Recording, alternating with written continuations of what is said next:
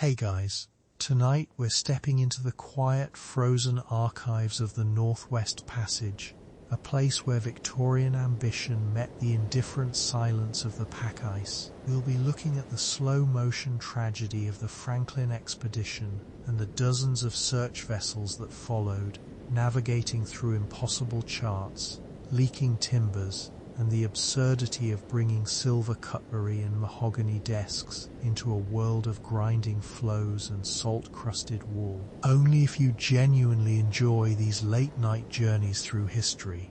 Feel free to subscribe. I'm curious, as you settle in tonight, what does the weather look like outside your own window? Is it a clear, still night, or can you hear the wind against the glass, much like those sailors heard it against the canvas of their frozen berths? People are tuning in from quiet rooms in coastal towns and landlocked cities alike, all coming together in these small hours to trace the lines of old voyages. Now dim the lights, and let's begin. The search for a navigable route through the Arctic archipelago was never a single event, but rather a century-long accumulation of ink on vellum, a slow spreading of Victorian cartography over a geography that refused to remain fixed. To understand the Northwest Passage is to understand the nature of the Admiralty chart in the mid-19th century, the way a coastline was not merely found, but painstakingly constructed through the use of the sextant, the artificial horizon, and the lead line. By the time Sir John Franklin departed from Greenhithe in May of 1845, the British Admiralty believed they were filling in the final lingering blank spaces of the world. They saw the Arctic not as a shifting crystalline labyrinth, but as a problem of hydrography that could be solved with enough coal, enough tinned meat, and enough naval discipline. The two ships selected for this final push, the HMS Erebus and the HMS Terror, were not merely vessels. They were floating laboratories of the industrial age, reinforced with internal iron plating and fitted with repurposed railway engines. These engines were intended to drive screw propellers, allowing the ships to maneuver through the leads in the ice regardless of the wind, a technological confidence that would in time be silenced by the sheer mass of the polar pack. In those early weeks of the 1845 voyage, the routine aboard the Erebus was defined by the steady rhythm of the Royal Navy. The men lived in a world of damp wool and the smell of whale oil lamps, their days measured by the ship's bell and the constant, meticulous recording of data. It is in the logbooks and the meteorological journals that we find the true texture of the expedition. Every few hours, an officer would record the barometric pressure, the temperature of the air and the sea, the direction of the wind, and the state of the sky. These records were not merely for navigation. They were a way of asserting order over a landscape that lacked any permanent landmarks. The officers, men like James Fitzjames and Graham Gore, spent their evenings in the great cabin, surrounded by the library of 200 books they had brought with them. They read by the light of tallow candles and oil lamps, the flickers dancing off the brass fittings of their chronometers. These chronometers were the heart of the ship's intellectual life, kept in padded boxes and wound with religious regularity, for they were the only means of determining longitude in a world where the magnetic compass became increasingly erratic as they neared the North Magnetic Pole.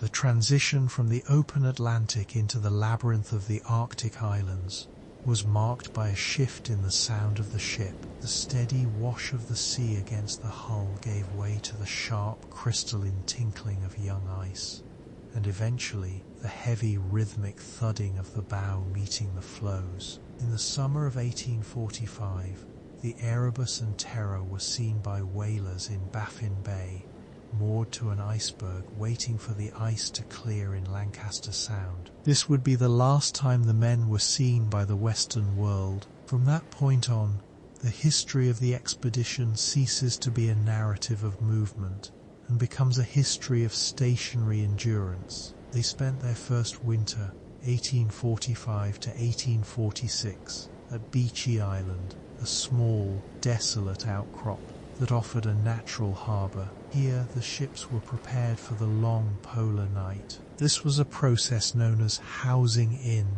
where the decks were covered with a roof of heavy tilt cloth or spare sails to create a protected space for exercise and work. The gaps between the ships and the shore were filled with snowbanks to provide insulation against the plummeting temperatures, which dropped so low that the mercury in the thermometers would freeze solid, requiring the use of spirit-based instruments. Life at Beechey Island was a study in stillness. The men established a smithy, a carpenter's shop, and an observatory on the shore. They built small cairns of stones to house messages, and they buried 3 of their comrades who had succumbed to illness during that first winter. The headstones, carved with care and set into the frozen gravel, remain there to this day, their inscriptions eroded by the wind, but their presence a testament to the quiet, domestic reality of their isolation. They spent their days hauling ice from nearby bergs to melt for fresh water, a laborious task that kept the crew occupied in the dim twilight of the noon sun.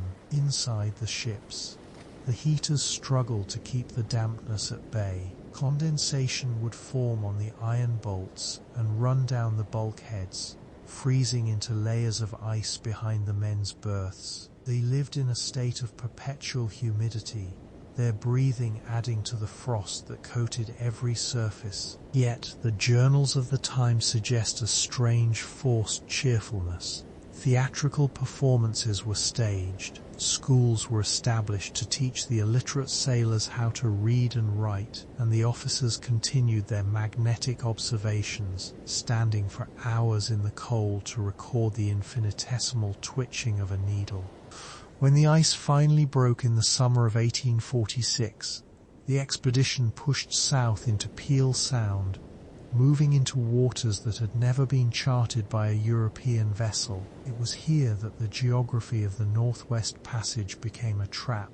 The prevailing winds and currents of the Arctic Ocean drive the heavy, multi-year ice from the pole down into the narrow channels of the archipelago, where it becomes jammed against the northwestern coasts of the islands. The Erebus and Terror found themselves in the path of this slow-moving wall of ice. In September of 1846, they were beset, frozen fast, near the tip of King William Island. They would never move under their own power again. The ships became islands of wood and iron in a shifting sea of white. For the next 19 months, the crew lived in a state of suspended animation. The charts they had so carefully brought with them were now useless, as they were no longer navigating a sea, but inhabiting a frozen plateau that drifted slightly with the tides and the wind. The second winter, 1846 to 1847, was significantly harsher than the first. The novelty of the Arctic had worn thin, and the physical toll of the environment began to manifest. The tinned provisions, which had been heralded as a triumph of modern preservation, were in many cases poorly soldered, leading to lead poisoning and spoilage. The scurvy, that ancient enemy of the mariner, began to appear among the crew, its arrival marked by the softening of gums and the reopening of old wounds. Sir John Franklin himself died in June of 1847, just as the brief Arctic summer should have been bringing hope of a thaw. His death was recorded in a brief, dry note left in a copper cylinder on the shore of King William Island, the only official record ever recovered from the expedition. The command devolved to Francis Crozier, a veteran of several polar voyages and a man of deep, quiet competence. Under Crozier's leadership, the men prepared for a third winter in the ice, a prospect that must have been met with a profound, heavy silence in the mess decks. As the ships remained locked in the ice through the summer of 1847, the realization must have dawned that the vessels were no longer a means of escape, but a prison. The pressure of the ice against the hulls was a constant, low-frequency groan, a sound that resonated through the timbers and into the bones of the men sleeping in their hammocks. Occasionally a surge in the pack would cause the ships to heel over or lift several feet into the air, the oak and teak screaming under the strain. By April of 1848, the decision was made to abandon the ships. The remaining 105 men, weakened by hunger and disease, stepped off the decks and onto the ice, dragging heavy ship's boats mounted on iron-shod sledges. These boats were filled with an incongruous collection of items: silk handkerchiefs, silver spoons, heavy boots, and religious tracts, the material remnants of a Victorian world that had no place in the gravel and ice of the King William Island coast. The story of the Franklin search expeditions is perhaps even more extensive than the voyage of Franklin himself. Between 1848 and 1859, over 30 expeditions were launched from both the Atlantic and Pacific sides, funded by the British Admiralty and the tireless efforts of Lady Jane Franklin. These missions turned the Arctic into a bustling theatre of maritime activity. Vessels like the HMS Investigator, the HMS Resolute, and the HMS Enterprise wandered the labyrinthine channels, their captains naming every bay, cape, and inlet they encountered. The mapping of the Arctic was a slow, cumulative process of failure. Each ship that became stuck in the ice, each sledge party that trudged over the hummocks, added a new line to the chart. The searchers learned to adopt the techniques of the Inuit, using furs instead of wool and sledges instead of heavy boats, though these lessons were often learned too late. One of the most remarkable episodes in this era of searching was the voyage of the HMS Investigator, commanded by Robert McClure. Entering the Arctic from the west via the Bering Strait, the Investigator became trapped in the ice of Mercy Bay on the north coast of Banks Island. For 3 years the crew lived in the bay, their ship eventually becoming a permanent fixture of the landscape. They were finally rescued by a sledge party from the HMS Resolute, which had entered from the east. This meeting of the two expeditions represented the first time the Northwest Passage had been traversed, though it was done partly on foot and across several different ships. The Resolute herself has a quiet, storied history. Abandoned in the ice of Melville Sound in 1854, she was found over a year later by an American whaler floating freely in Davis Strait,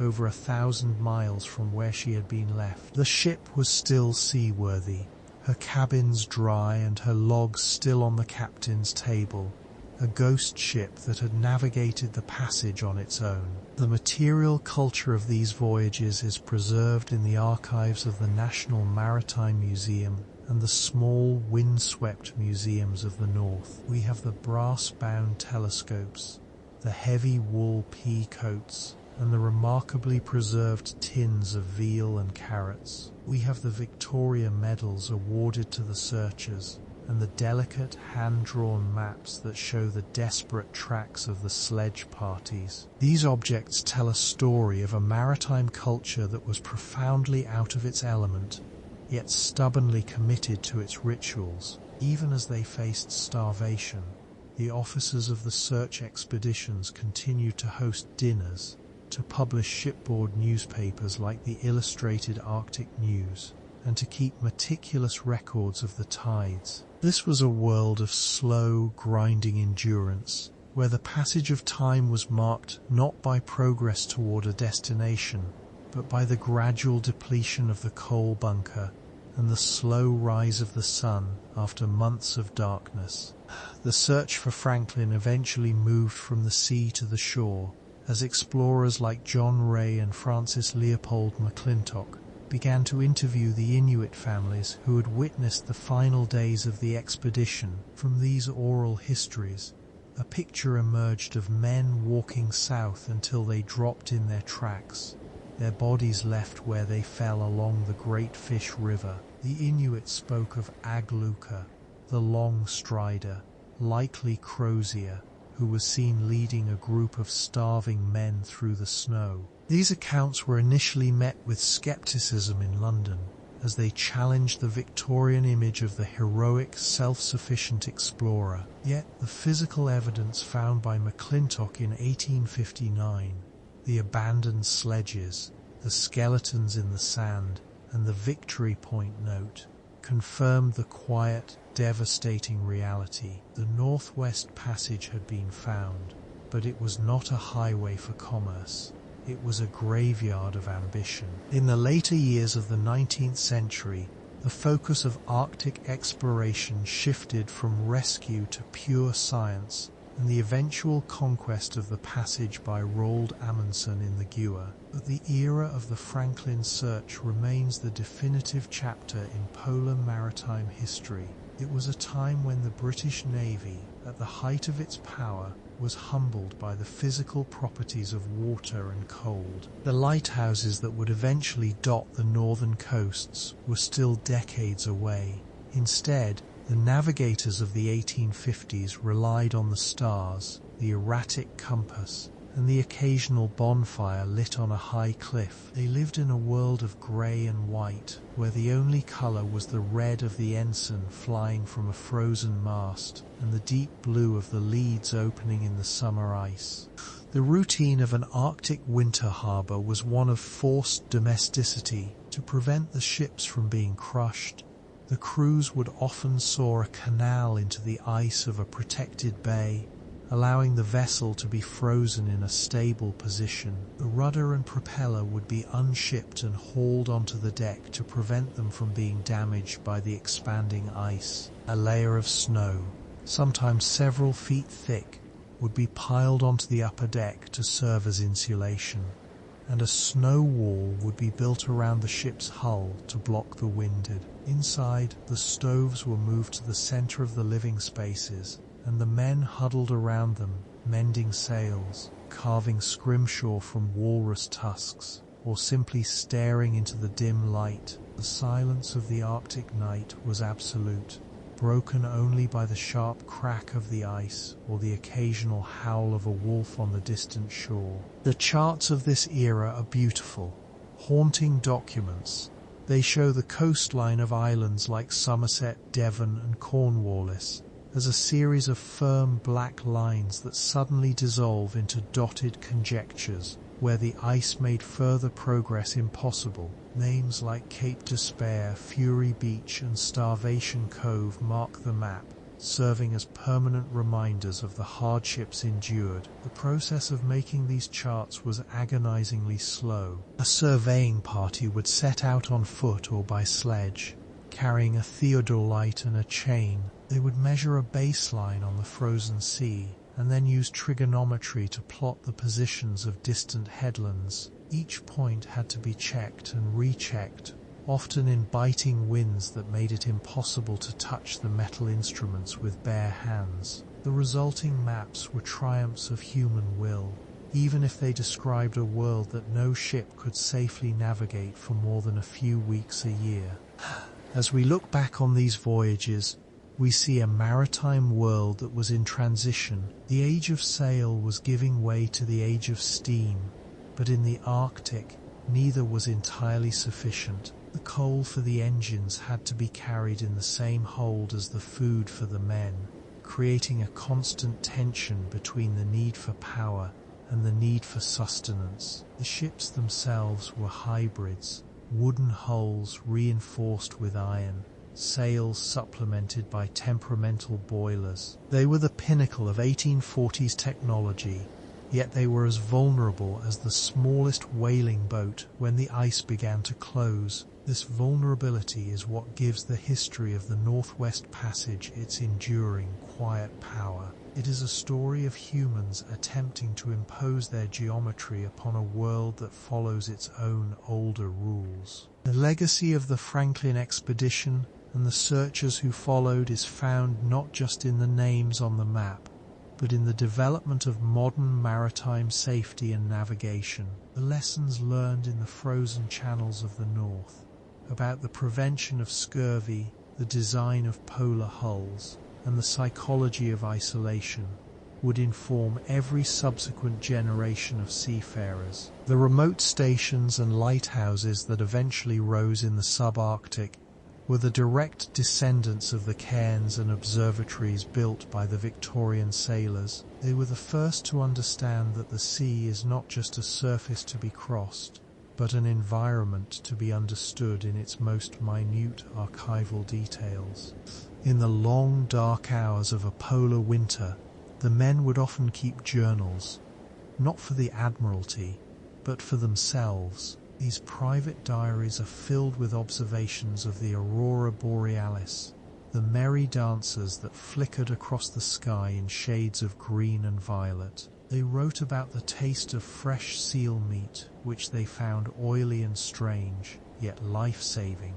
They wrote about the dreams they had of the green fields of England and the sound of bells in their home villages. These personal records provide a counterpoint to the dry official logs, reminding us that every line on an Arctic chart represents a human being who sat in a damp cabin, listening to the ice grind against the hull, waiting for a spring that might never come. The maritime history of the Northwest Passage is a history of waiting, waiting for the ice to open, waiting for the wind to shift, waiting for the relief ship to appear on the horizon. It is a history told in the slow accumulation of snow and the steady ticking of a chronometer. As we continue this journey through the archives, we will see how these early struggles paved the way for the great voyages of the 20th century, and how the ghost of the Erebus and Terror continue to haunt the imagination of the world for over 170 years, until their wrecks were finally discovered, sitting upright and silent on the seabed, their masts gone but their stories preserved in the cold, dark water.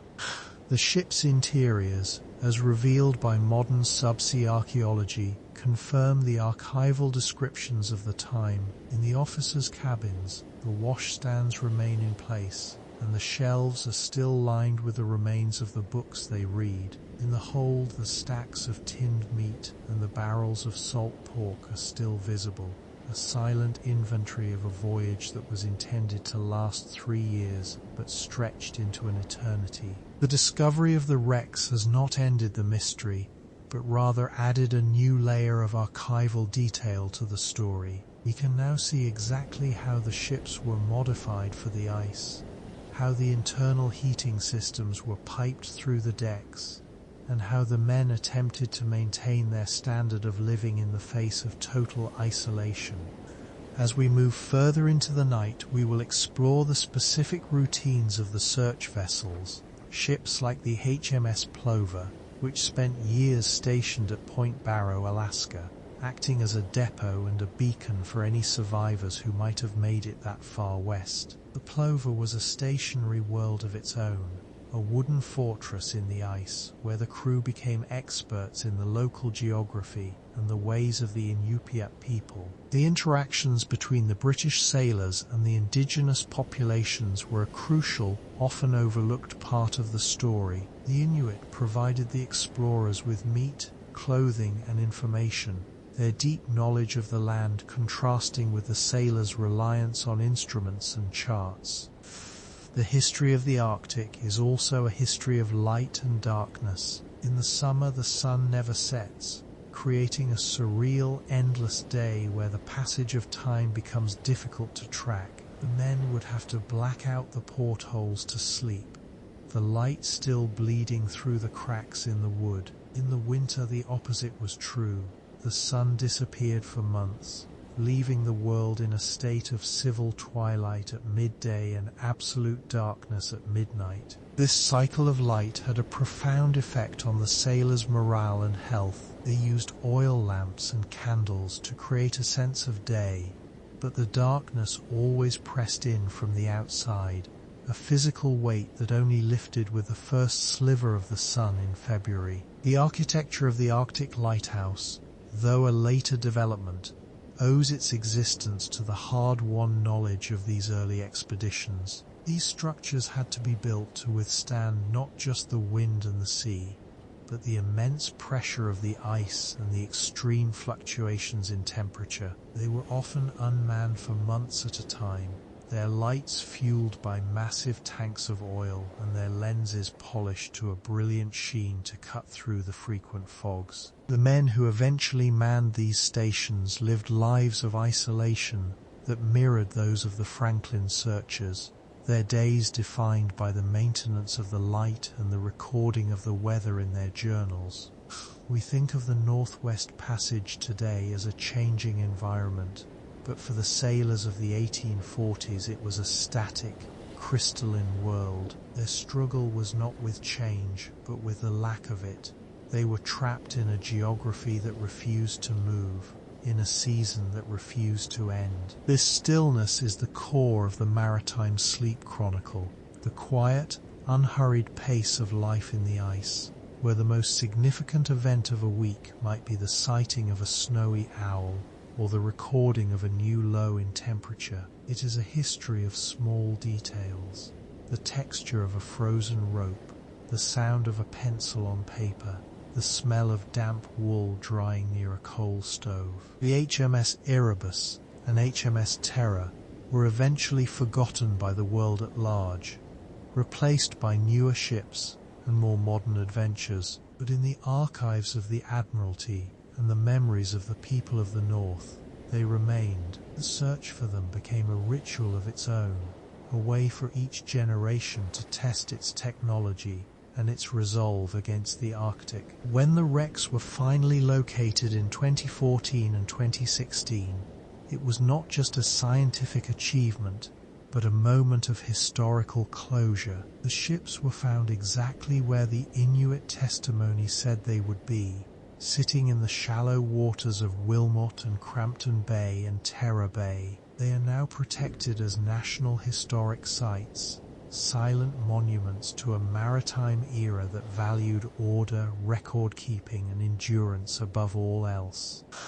As the night deepens, we find ourselves drifting through the same channels as the Erebus, the water still and dark, the ice floes ghostly in the moonlight. We can almost hear the scratch of a quill pen in the captain's cabin, recording the day's events. Wind light from the north-northwest, sky overcast, ice heavy and close, all well.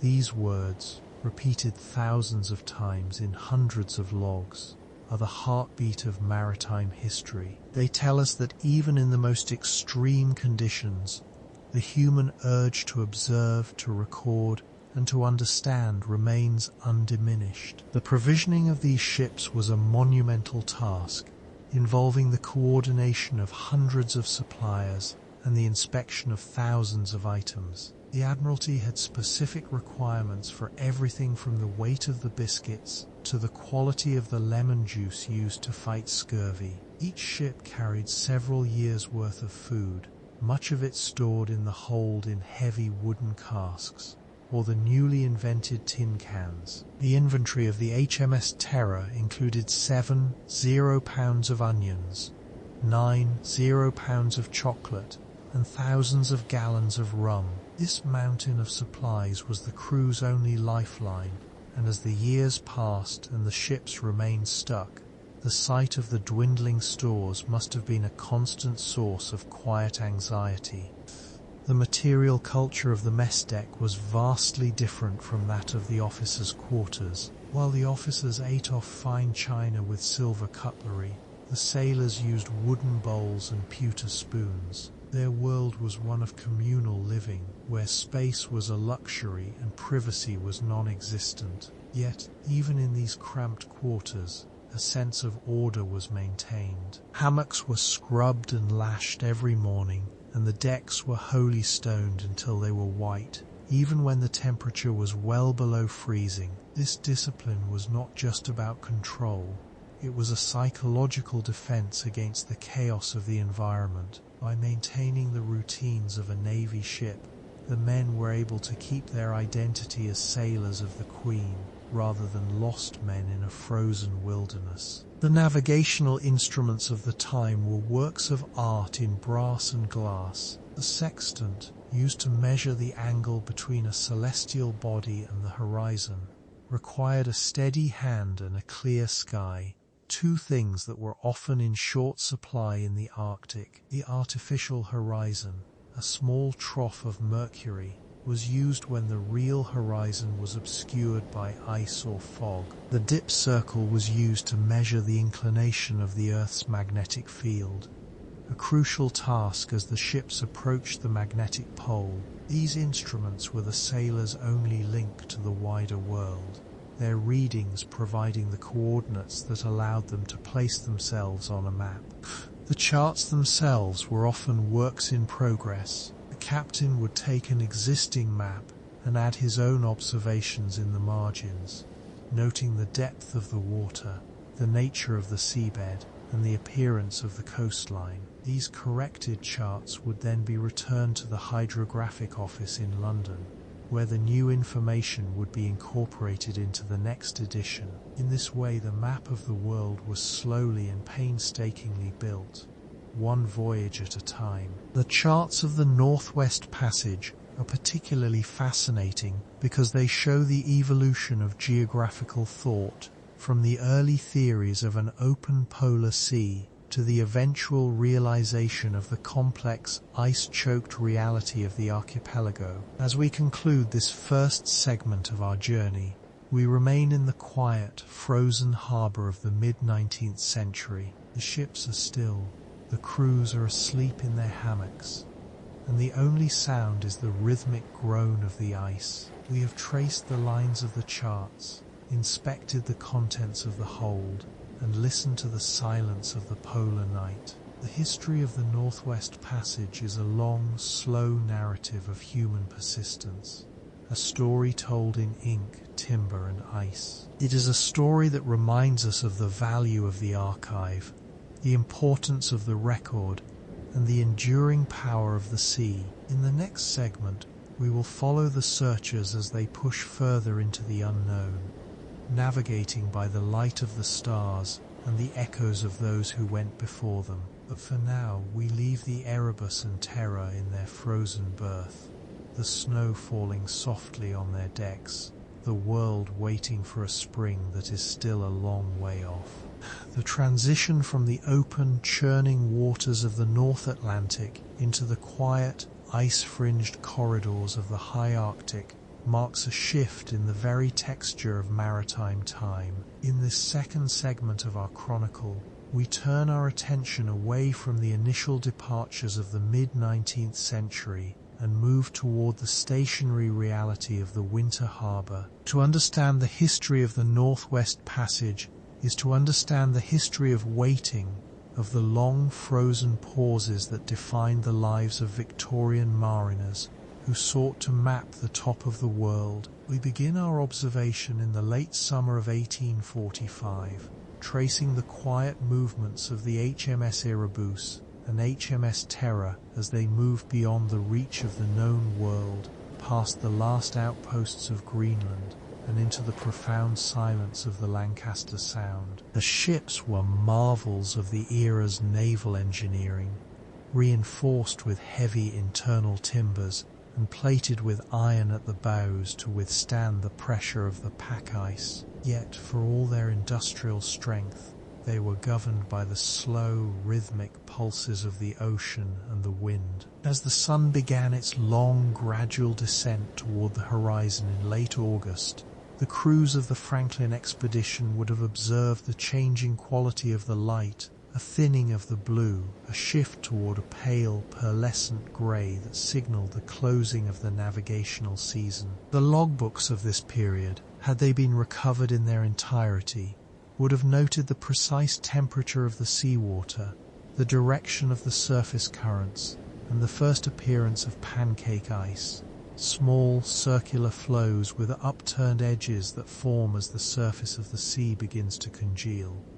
The process of selecting a winter harbour was a delicate science, a matter of reading the coastal geography with an eye for shelter and stability. The ship caught in the open lead when the sea froze solid risked being crushed by the movement of the pack, but a ship tucked into a shallow bay or behind a protective headland might find a precarious safety. Beechey Island, a small desolate outcrop of limestone at the entrance to Wellington Channel, became the site of the first winter quarters for the Franklin crews. Here the ships were brought to a halt, their anchors lowered into the cold silt of the seabed for the last time in many months. The routine of the ship changed fundamentally during these periods of stasis. The topmasts were often struck, the sails were unbent and stored in the hold to protect them from the accumulating frost, and a heavy housing of canvas was spread over the decks to create a sheltered, dim space between the hulls and the sky. Beneath this canvas canopy,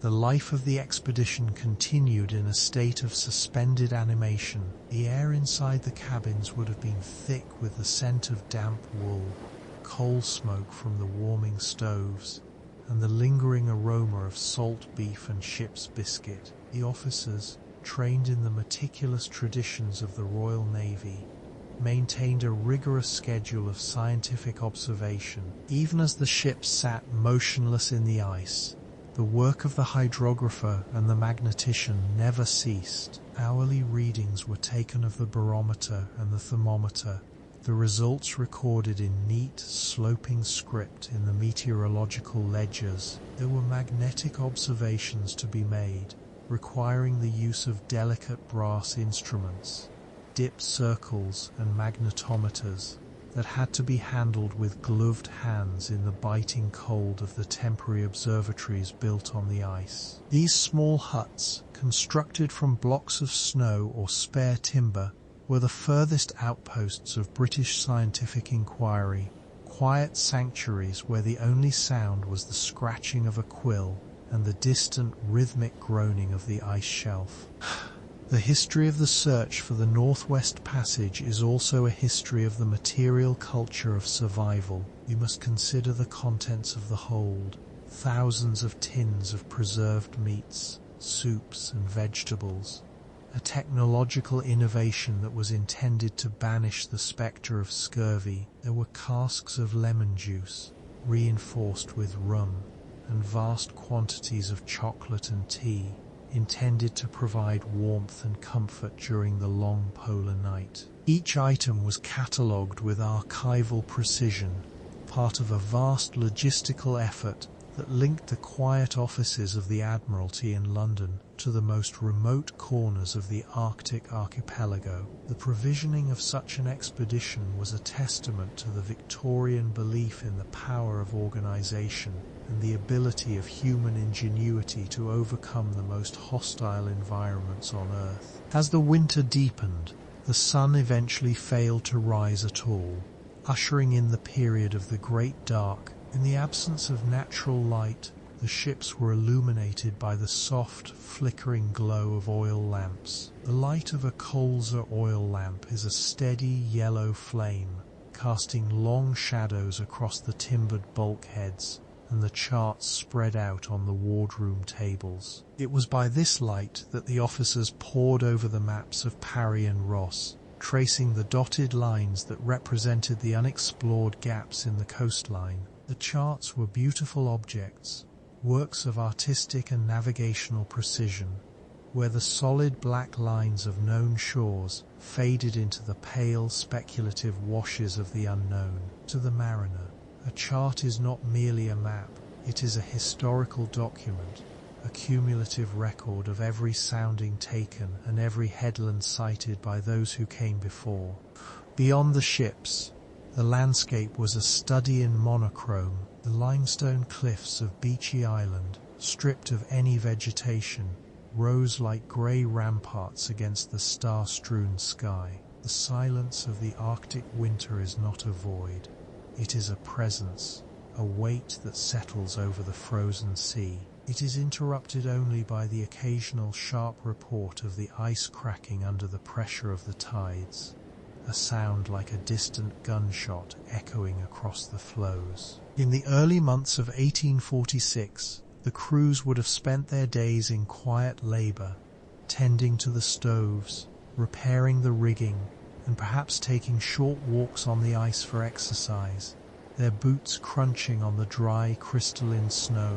It was a life of extreme enclosure, a small circle of warmth and light held against the immense, indifferent cold of the polar night. The search for the lost Franklin expedition, which began in earnest in 1848, introduced a new set of vessels and a new generation of explorers to these same icy corridors. Ships like the HMS Enterprise and the HMS Investigator, and later the tiny sturdy Fox, followed in the wake of the Erebus and Terror. These search missions were characterized by a different kind of intensity, a quiet, persistent scouring of the coastlines for any sign of a cairn, a discarded tin, or a message left in a copper cylinder. The cairns were the mailboxes of the Arctic, small mounds of stones built on prominent headlands, containing records of the ship's position and the health of the crew.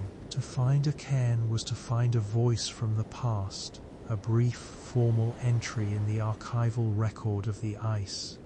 The searchers also relied on the slow, methodical work of sledging parties. When the ships were frozen in, teams of men would harness themselves to heavy wooden sledges, hauling supplies and equipment across the uneven surface of the frozen sea. This was maritime exploration stripped to its most basic elements: human endurance, the friction of wood on snow, and the constant navigation by compass and sextant.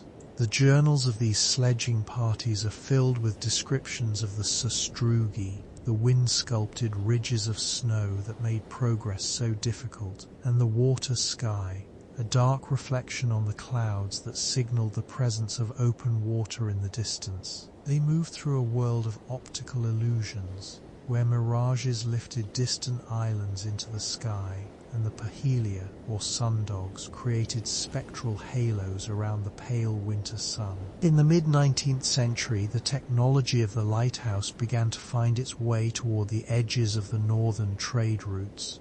Though the true high Arctic remained a place of unlit shores, in the more southern reaches, near the entry points of the Hudson Strait and the Labrador coast, the first beacons were being established to guide the supply ships of the Hudson's Bay Company. These lights were often simple affairs: sturdy stone towers equipped with catoptric reflectors, silvered bowls that gathered the light of a dozen oil lamps and cast it out into the dark. The life of a lighthouse keeper in these regions was one of profound isolation, a terrestrial echo of the life of the ice-bound mariner. Their journals, much like the logs of the expedition ships, were filled with the data of the environment, the dates of the first frost, the passage of migratory birds, and the arrival of the supply ships that were their only link to the world beyond. The maritime history of the North is also a history of the ships themselves, the vessels that did not return, and those that became legends of survival. The HMS Investigator, under Robert McClure, became the first ship to traverse the Northwest Passage, though not in the manner intended. Trapped in the ice of Mercy Bay for 3 years, the ship eventually had to be abandoned, her crew rescued by a sledging party from another expedition. The Investigator remained there, a ghost ship locked in the floes, slowly being reclaimed by the sea. The archival records of her abandonment are poignant in their clinical detail.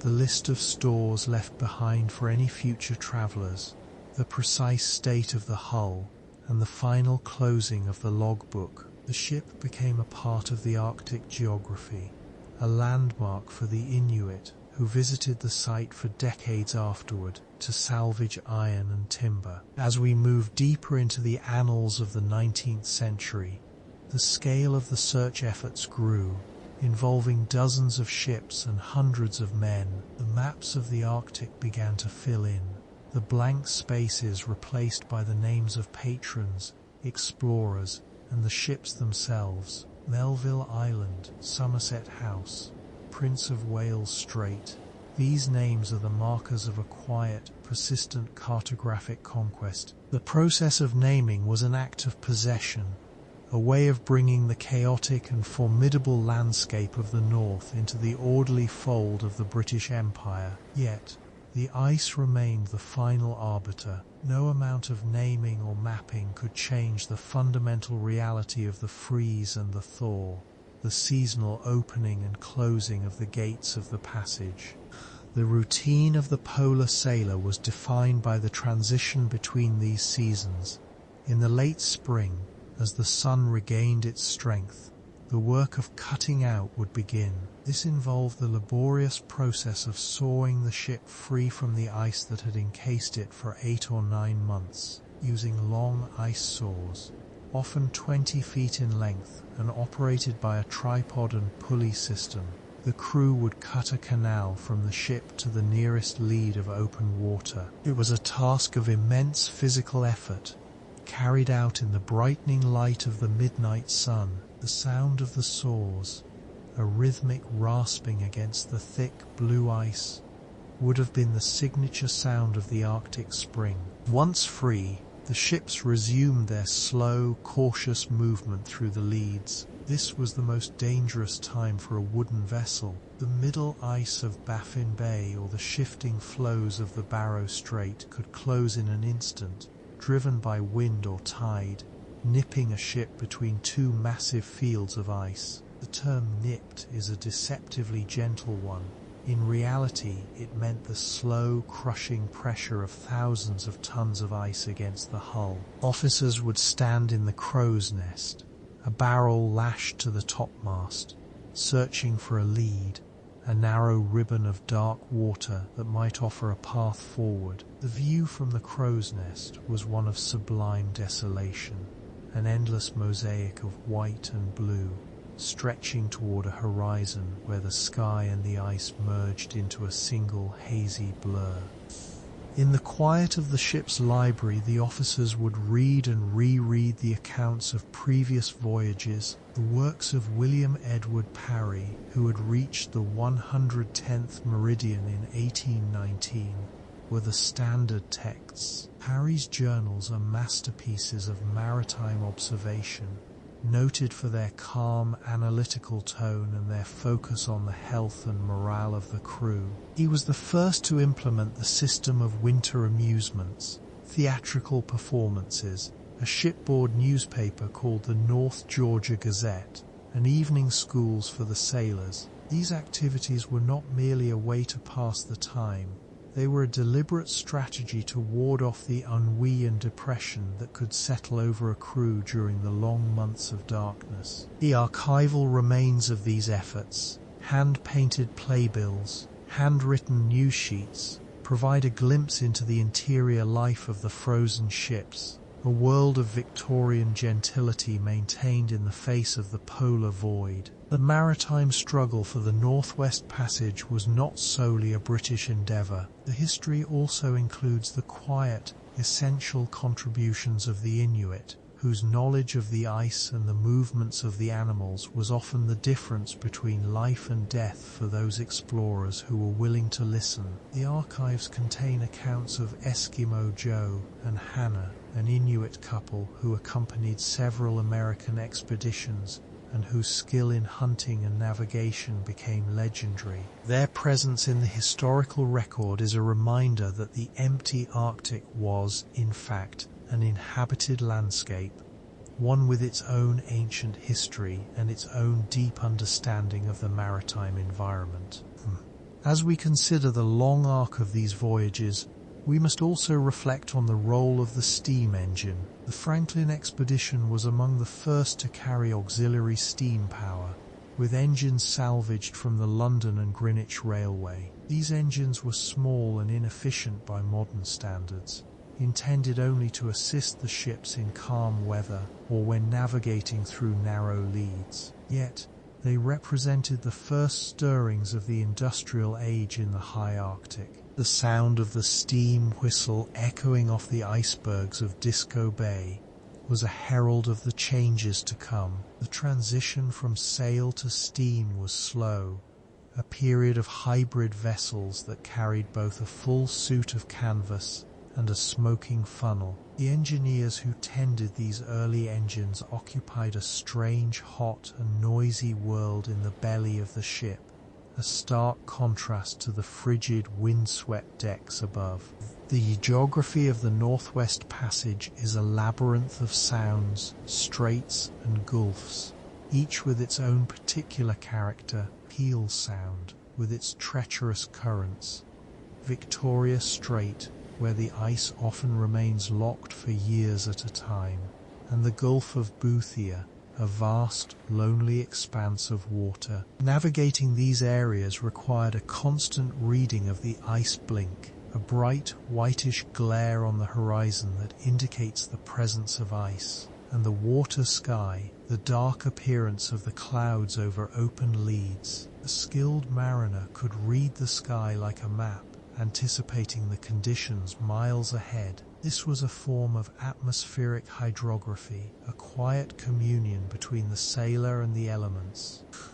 In the late 1850s, the search for Franklin culminated in the voyage of the Fox, a small steam yacht commanded by Francis Leopold McClintock. The Fox was a vessel of modest proportions, but she was ideally suited for the task. McClintock's Journal of the Voyage is a classic of polar literature, characterized by its steady, unhurried prose and its focus on the practical details of sledging and survival. It was McClintock who finally discovered the only written record of the Franklin expedition on King William Island, the Victory Point Note. This single sheet of paper, with its brief, formal updates written in the margins of a standard Admiralty form, is perhaps the most significant archival object in the history of the passage. It records the death of Franklin in 1847 and the decision to abandon the ships in April 1848. The note is a testament to the brevity and fragility of human record-keeping in the face of the immense silence of the North. The maritime history of this period is also told through the relics left behind on the shores, sledges made from the ship's timbers, mounds of empty tins, a set of silver spoons engraved with an officer's initials, a heavy boat hauled miles inland and then abandoned. Each object is a silent witness to a moment of decision, a point where the maritime world collided with the terrestrial reality of the Arctic. These items, now held in museum collections, are catalogued with the same care as the original ship's manifests. They are the fragments of a larger story, one that is still being pieced together by maritime archaeologists who, in recent years, have finally located the wrecks of the Erebus and Terror on the seabed. The discovery of the wrecks has added a new layer to our understanding of these voyages. Resting in the cold, dark waters of Queen Maud Gulf and Wilmot and Crampton Bay, the ships are remarkably well preserved. The timber hulls, the masts that have fallen across the decks, the glass of the cabin windows, all remain as they were when the ships finally sank. The underwater footage of the wrecks is a silent, blue-tinged echo of the archival records. It shows the plates and bottles still on the shelves, the furniture in the officers' cabins, and the massive anchors that were never raised again. These ships are now lighthouses of a different sort, beacons of history that draw us back to the middle of the 19th century and the quiet, persistent struggle to chart the unknown. As we look further south, the maritime history of the northern reaches also includes the development of the great cod fisheries and the whaling industry. The whalers were often the true pioneers of the Arctic waters, pushing into the ice in search of the bowhead whale long before the official naval expeditions arrived. The ships of the whaling fleet were sturdy, practical vessels, their decks stained with oil and their holds filled with barrels of blubber. The logbooks of the whalers are less formal than those of the Royal Navy, filled with the vernacular of the sea and the practical concerns of the trade. They recorded the positions of the ice edge and the movements of the whales with a precision born of economic necessity. Many an explorer owed his life to the presence of a whaling ship in the vicinity, a reminder that the high Arctic was also a workplace, a site of rugged industrial labor. The transition from the whaling era to the age of scientific exploration marked another shift in the maritime character of the region. The late 19th century saw the arrival of figures like Fridtjof Nansen and Roald Amundsen, who brought a new approach to the problem of the ice. Nansen's ship, the Fram, was a radical departure in design, a vessel with a rounded hull that was intended to be lifted up by the ice rather than crushed by it. The Fram's drift across the polar basin was a masterpiece of passive navigation, a voyage where the ship became a floating laboratory, surrendered to the slow, majestic movement of the Arctic currents. The logs of the Frame are a record of a different kind of waiting, one where the goal was not to fight the ice, but to become a part of its natural rhythm. Amundsen, who would finally navigate the Northwest Passage in its entirety between 1903 and 1906, did so in the Gua, a small, converted herring boat. His success was due in part to his willingness to learn from the Inuit, adopting their clothing, their sledging techniques, and their diet. The Gua's voyage was a quiet triumph, a series of small, careful movements through the shallow, island-choked channels of the southern route. Amundsen's journals reflect a calm, methodical mind, one that respected the power of the environment and sought to work within its constraints. The Gua now rests in a museum in Oslo, her small, sturdy frame a testament to the idea that the great maritime mysteries are often solved by those who move with the most humility and patience. Throughout all these voyages, the constant presence was the sea itself, the cold, dark water that lay beneath the ice, and the vast, surging expanse of the North Atlantic that had to be crossed before the Arctic could even be reached. The passage across the Atlantic was the prologue to every Arctic story. Ships would depart from the great ports of London, Hull, or Aberdeen, heavily laden with coal and provisions. They would pass the rugged coasts of Scotland and the Orkney Islands, where the last lighthouses, like the one at North Ronaldsay, would signal their departure into the open ocean. The journey across the Great Circle route was a time of preparation, of securing the cargo and readying the crew for the challenges ahead. The weather in the North Atlantic is a capricious force, a succession of low-pressure systems that bring grey skies, driving rain, and heavy swells. The motion of the ship during these crossings was a constant, rhythmic rolling, a reminder of the immense power of the ocean. In the cabins, the swinging of the gimbaled lamps and the creaking of the timbers provided a steady, hypnotic soundtrack to the voyage. The officers would spend their time refining their navigational skills, taking sights of the sun and stars whenever the clouds parted. The sextant, with its delicate mirrors and brass frame, was the primary tool of their trade, allowing them to fix their position on the empty expanse of the sea.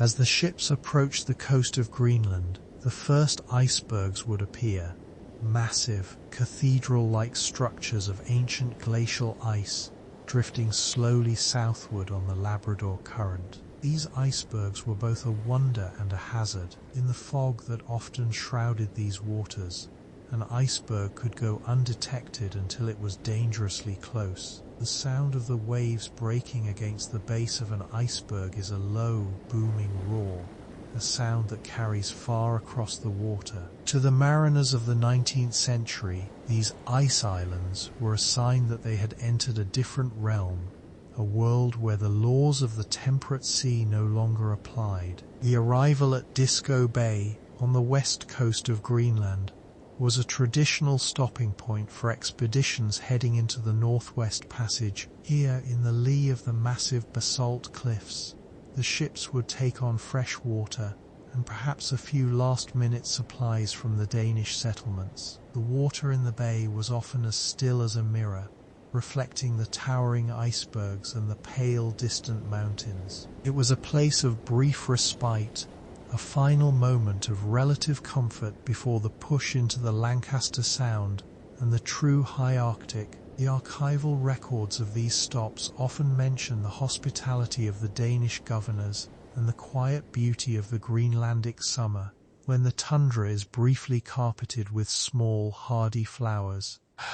The history of the Northwest Passage is also a history of the ocean's depths. The early explorers were among the first to conduct deep-sea soundings in these regions, using long lines weighted with lead to measure the distance to the seafloor. The lead line was a simple but essential tool, its bottom often armed with a piece of tallow to bring up a sample of the seabed. These samples, bits of shell, fine sand, or cold grey mud, were carefully preserved and labelled, providing the first glimpses of the hidden topography of the Arctic Ocean. The soundings were recorded on the charts, adding a vertical dimension to the horizontal world of the ice and the coastlines. As we conclude this segment of our Maritime Chronicle, we return to the image of the winter harbour. The ships are once again stationary, locked in the embrace of the ice as the first shadows of the autumn evening begin to lengthen. The work of the day is done, the stoves have been banked for the night, and the watch has been set. On the charts, a few more miles of coastline have been added, a few more soundings recorded. The archival record grows, one entry at a time, a steady accumulation of data in the face of the unknown. The history of the Arctic is not one of rapid progress, but of these long, quiet moments of observation and endurance. It is a history written in the frost on the windows, the ink in the logbooks, and the steady, rhythmic breathing of the men asleep in their hammocks, dreaming of the open leads and the distant, unlit horizon. The silence of the polar night is profound, yet if one listens closely, there is the faint, persistent sound of the ship, the slight groan of a timber, the hiss of a lamp, the distant murmur of the tide beneath the ice. These are the sounds of maritime history in its most elemental form. They remind us that even in the most remote corners of the world, the traditions of the sea and the discipline of the archive endure. As the stars turn slowly overhead, the ships remain as they have always been, vessels of human curiosity, anchored in the ice, waiting for the return of the sun and the opening of the next chapter in the long, timeless voyage to the top of the world. The ship's bell sounds a muffled note against the frost, marking the change of the watch in a place where the sun has long since ceased to climb above the horizon. We find ourselves now in the third movement of our quiet progression through the archives of the High North, turning the heavy vellum pages of the mid-19th century, a period defined by the obsessive and silent search for the missing ships of the Franklin expedition. It is the winter of 1850, and the Arctic archipelago is no longer a void on the Admiralty charts, but a labyrinth of frozen channels populated by the ghosts of British naval ambition and the very real, very still presence of the search vessels frozen into the pack ice. To understand the stillness of this maritime history, one must first visualize the geography of the Barrow Strait and the Wellington Channel as they appeared to the officers of the HMS Resolute and the HMS Assistance. These vessels, reinforced with iron plating and heavy internal timbers of African oak, were not merely ships, they were floating repositories of Victorian scientific discipline, drifting slowly with the tides while their crews waited for the return of the light. The process of overwintering in the high Arctic was an exercise in extreme patience and meticulous archival maintenance. When a commander like Captain Horatio Austin determined that the ice had become sufficiently thick to safely harbour his squadron, the ships were prepared for their long hibernation. This was not a chaotic retreat, but a highly regulated transition from a sailing vessel to a stationary laboratory and dwelling. The topmasts were often struck, the sails unbent and stowed in the hold, and a heavy housing of felt or thick canvas was stretched over the entire length of the upper deck. This created a dim, cavernous space where the air grew heavy with the scent of damp wool, coal smoke, and the lingering aroma of salt beef and vinegar. Underneath this canopy, the officers and crew lived a life governed by the ticking of the chronometers and the strict rotation of the watch,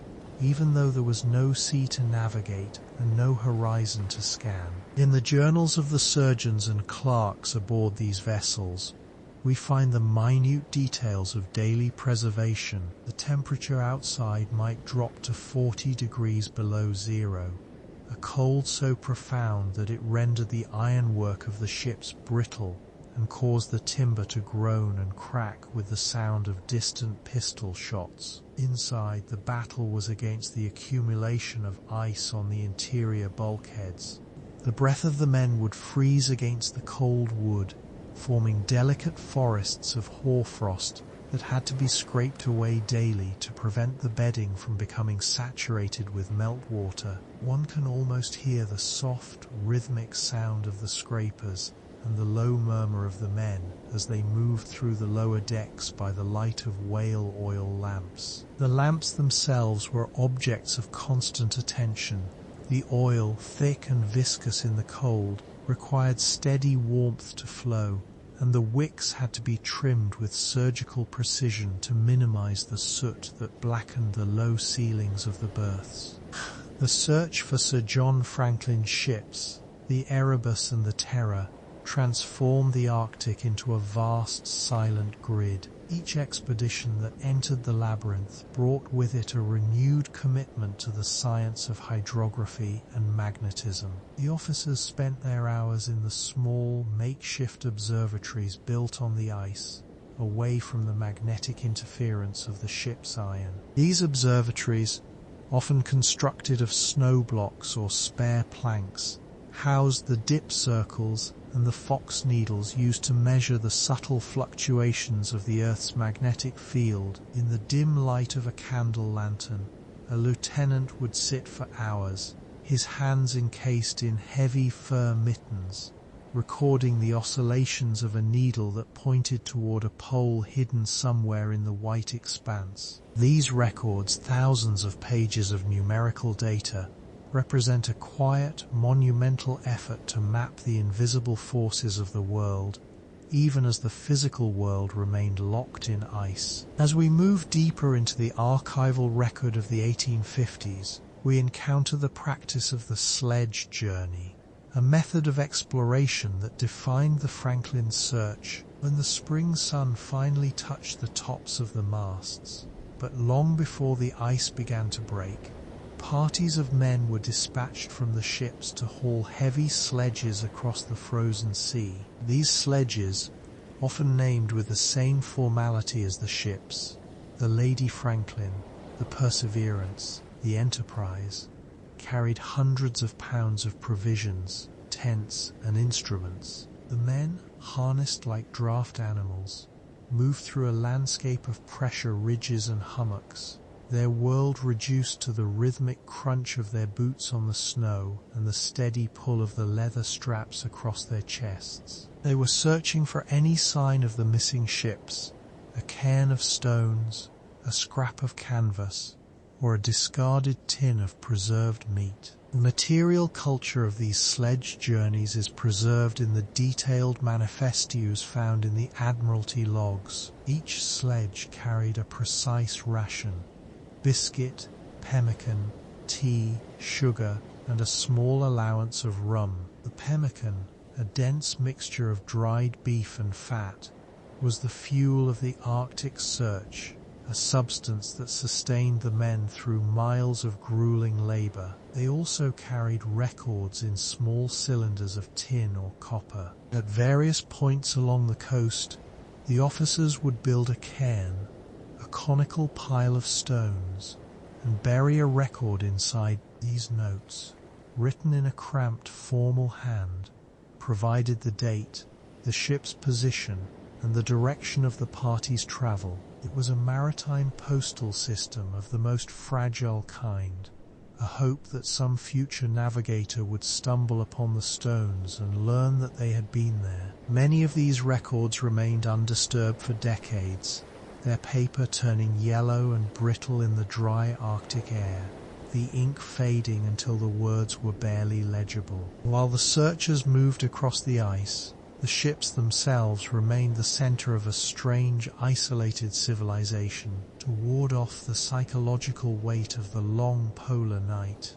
The expeditions organized elaborate diversions. The Royal Arctic Theatre became a staple of the winter harbor. Officers and seamen alike would spend weeks rehearsing plays, sewing costumes out of old flags and blankets, and painting scenery on the reverse side of navigational charts. The programs for these performances, printed on small hand presses kept in the captain's cabin, are marvels of Victorian typography. They list the theatre as being located on the Great Highway of the North, and caution the audience to bring their own foot warmers. These performances, held in temperatures often below freezing, were a silent defiance of the environment, a way to maintain the social structures of London and Plymouth, in a place where the only other inhabitants were the polar bears and the shifting ice.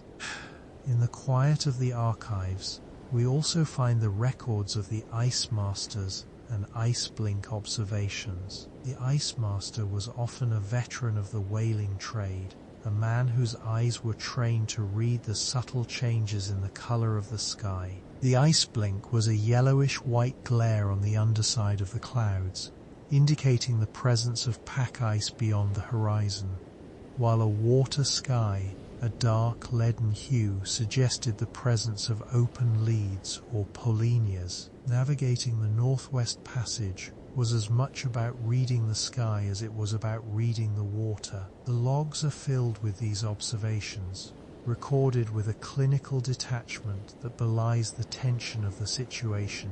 A typical entry might read, "Light airs from the north-northwest, ice blink visible to the eastward. The floe appears to be nipping the ship's side with increased pressure. Thermometer at -36. The ships themselves were marvels of mid-century engineering, adapted for a world that did not want them. The HMS Investigator, under Commander Robert McClure, entered the Arctic from the Pacific side via the Bering Strait in an attempt to meet the searchers coming from the Atlantic. The Investigator's journey is a testament to the slow, grinding reality of the passage. For 2 years, the ship was frozen into the ice of Mersey Bay on the northern coast of Banks Island. The logs from this period describe a slow depletion of resources. The men spent their days hunting for muskoxen and ptarmigan to supplement their dwindling rations,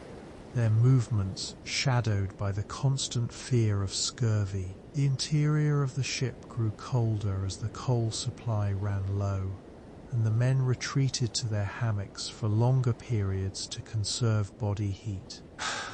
It was during this time that the Northwest Passage was technically discovered, though not in the way the Admiralty had envisioned. McClure and his men, traveling by sledge from their trapped ship, eventually made contact with the HMS Resolute, which had entered the Arctic from the east. This meeting, on the ice of Melville Sound, represented the first crossing of the passage, though it was achieved partly on foot and partly by sledge, and the Investigator was ultimately abandoned to the ice. The abandonment of a ship is a solemn event in maritime history, a quiet surrender of a vessel to the elements. The crew of the Investigator left behind a ship fully provisioned, her masts still standing, a silent monument in the frozen bay. Years later, Inuit hunters would salvage the copper and iron, but for a long time the Investigator sat alone, the wind whistling through her rigging, a ghost ship in a harbour of ice.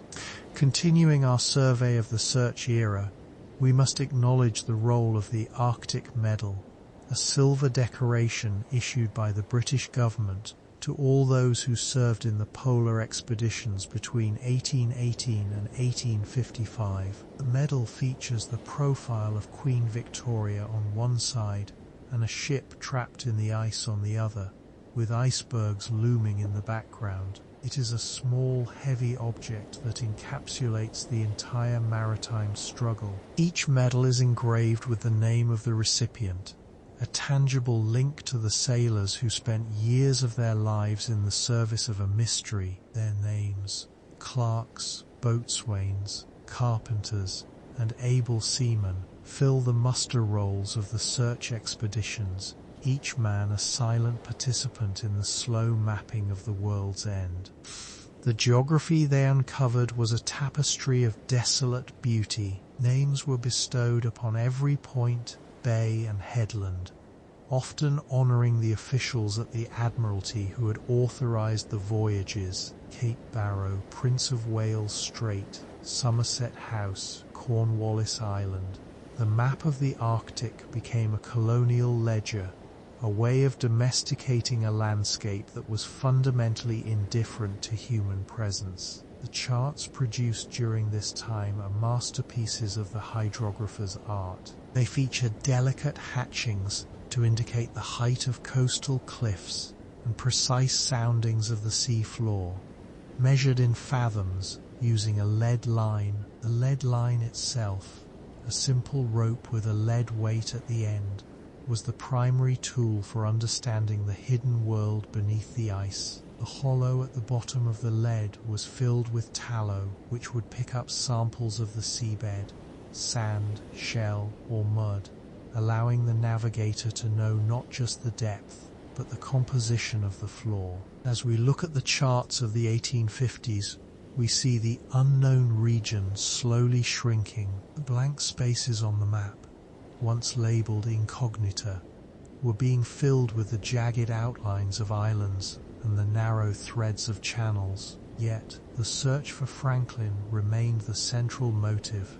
It was not until 1854 that Dr. John Ray, an explorer for the Hudson's Bay Company, travelled overland and through the coastal waters to learn the fate of the crews from the local Inuit. He returned with silver spoons and forks engraved with the initials of the Franklin officers, items he had purchased from the Inuit who had discovered the final camps. This discovery shifted the focus of the maritime world from a search for survivors to a search for records. The final definitive search was conducted by the steam yacht Fox, commanded by Francis Leopold McClintock and funded largely by Lady Jane Franklin herself. The Fox was a smaller vessel, more nimble than the heavy naval ships, and equipped with a steam engine that allowed it to navigate the narrow leads of water that opened briefly in the summer. McClintock's expedition was characterized by a quiet, grim determination. In 1859, on the western coast of King William Island, his party discovered the only written record ever found from the Franklin expedition. The document, found in a cairn at Victory Point, was a standard Admiralty form with handwritten notes around the margins. It recorded the abandonment of the Erebus and Terror on April 22, 1848, and the death of Sir John Franklin on June 11,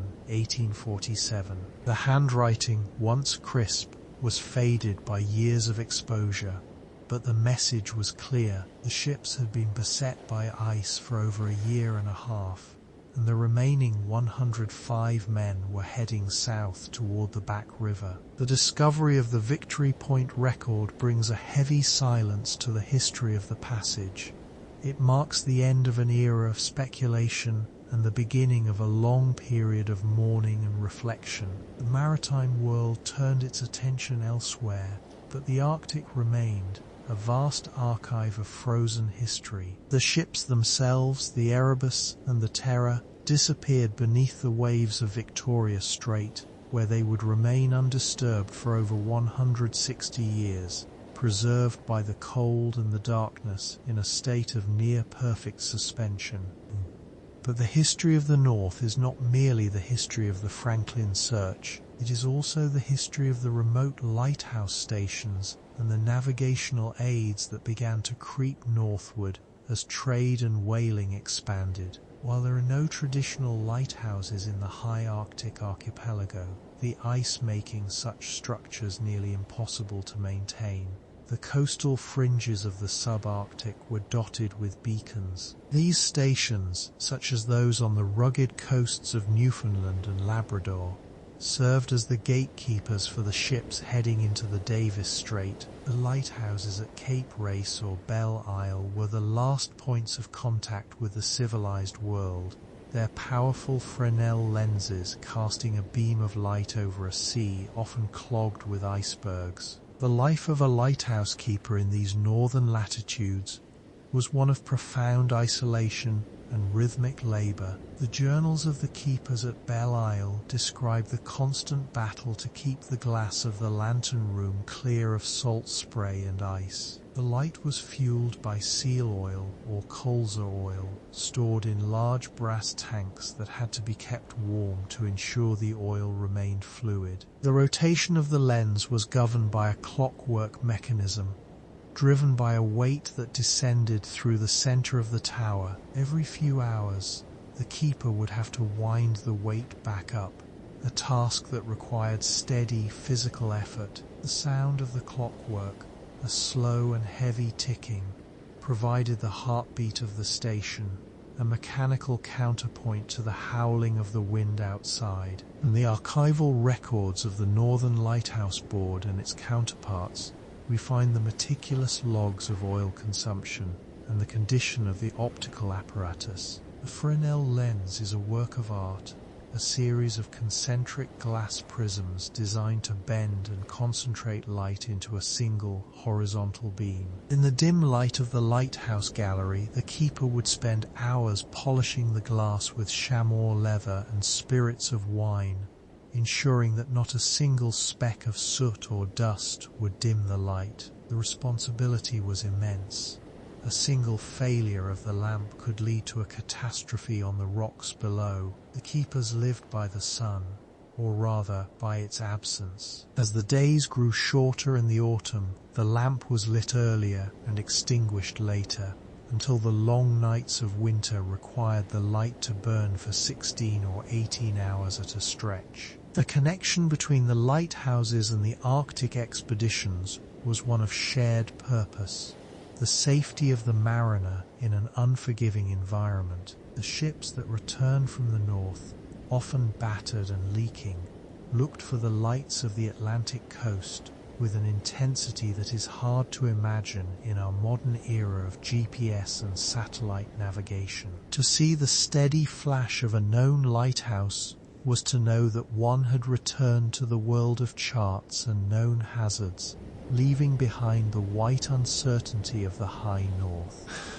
As we continue our long journey through the maritime history of the passage, we turn our attention to the period of the late 19th century, when the focus shifted from search and rescue to scientific inquiry and the ultimate goal of navigation. The quest for the North Pole began to overshadow the Northwest Passage, but the lessons learned during the Franklin years remained the foundation of polar travel. The use of steam power became more prevalent, yet the ice remained the ultimate arbiter of success. The ships of this later era, such as the Fram or the Alert, were designed with rounded hulls that allowed them to be lifted up by the pressure of the ice rather than being crushed by it. This was a quiet revolution in naval architecture, a shift from resisting the environment to adapting to it. The archives of the Nares expedition of 1875-1876 provide a wealth of detail on the material life of this later period. Captain George Nares, commanding the HMS Alert and HMS Discovery, pushed further north than any previous expedition, reaching the frozen fringes of the Lincoln Sea. The logs of the Alert are filled with the details of winter quarters at Floberg Beach. Here, the ship was literally frozen into the shorefast ice, and the crew established a series of shore stations for scientific observation. There was a magnetic observatory, a meteorological station, and even a small hospital tent. The men spent their time measuring the thickness of the ice, which they found to be upwards of 80 feet in places, the paleocrystic ice of the ancient polar sea. The routine on the Alert was one of extreme order. Each morning the men were mustered for inspection, their clothing checked for signs of dampness or frostbite. The ship's surgeon would administer a daily dose of lime juice to prevent scurvy, a practice that had become a cornerstone of naval medicine, though its effectiveness was still debated in the extreme conditions of the North. The lime juice, stored in glass carboys, was often frozen solid and had to be thawed carefully near the galley stove. The taste, bitter and acidic, was a daily reminder of the ship's link to the distant, sun-drenched orchards of the Caribbean and the Mediterranean. The archival records also reveal the presence of a library aboard the Alert, containing over 1,000 volumes. These books, histories, novels, scientific treatises, and travelogues were the primary source of mental escape for the men. In the quiet of the lower deck, by the light of a flickering lamp, a sailor could transport himself to the streets of London or the forests of India, far from the white silence of the Lincoln Sea. The library was managed with the same rigor as the ship's stores, with a librarian appointed to track the circulation of every volume. The most popular books were often those that described warmer climates, a testament to the power of the written word to provide warmth in a world of ice. As we progress toward the end of our segment, we must consider the legacy of these voyages. The maritime struggle to cross the top of the world was not a series of dramatic victories, but a long, slow accumulation of knowledge. Each expedition, no matter how small or seemingly unsuccessful, added a few more miles of coastline to the chart, a few more soundings to the hydrographic record, and a few more observations to the scientific archive. It was a process of attrition, a quiet wearing away of the unknown. The Northwest Passage was finally conquered by a single vessel in 1903-1906, when Roald Amundsen sailed the Gua from the Atlantic to the Pacific. The Gua was not a massive naval ship, but a converted herring boat, small enough to navigate the shallow, treacherous waters of the Ray Strait. Amundsen's success was due in large part to his willingness to learn from the Inuit, adopting their clothing, their use of dogs, and their methods of hunting. His journals are a blend of modern scientific observation and ancient survival wisdom. He spent 2 winters at a place he named Grow Haven, where he conducted extensive magnetic observations, finally locating the North Magnetic Pole with precision. The Gua, now preserved in a museum in Oslo, is a modest vessel, her timber scarred by the ice, and her interior cramped and functional. She represents the culmination of centuries of effort, a quiet end to the long maritime struggle. But the history of the passage does not end with Amundsen. It continues in the logs of the icebreakers, the research vessels, and the rare commercial ships that now traverse these waters during the brief summer thaw. The Arctic remains a place of profound silence and immense scale, a landscape that still demands the same respect and patience from the modern mariner as it did from the officers of the Resolute or the Investigator. In the archives of the great maritime museums, one can find the physical remnants of this history: a rusted tin of soup from the 1840s, a brass sextant used to measure the stars over the ice, a faded silk flag carried to the furthest point of a sledge journey. These objects are the silent witnesses to the voyages we have discussed. They carry with them the scent of the sea and the cold of the north, reminders of a time when the world was still being mapped, 1 fathom and 1 mile at a time.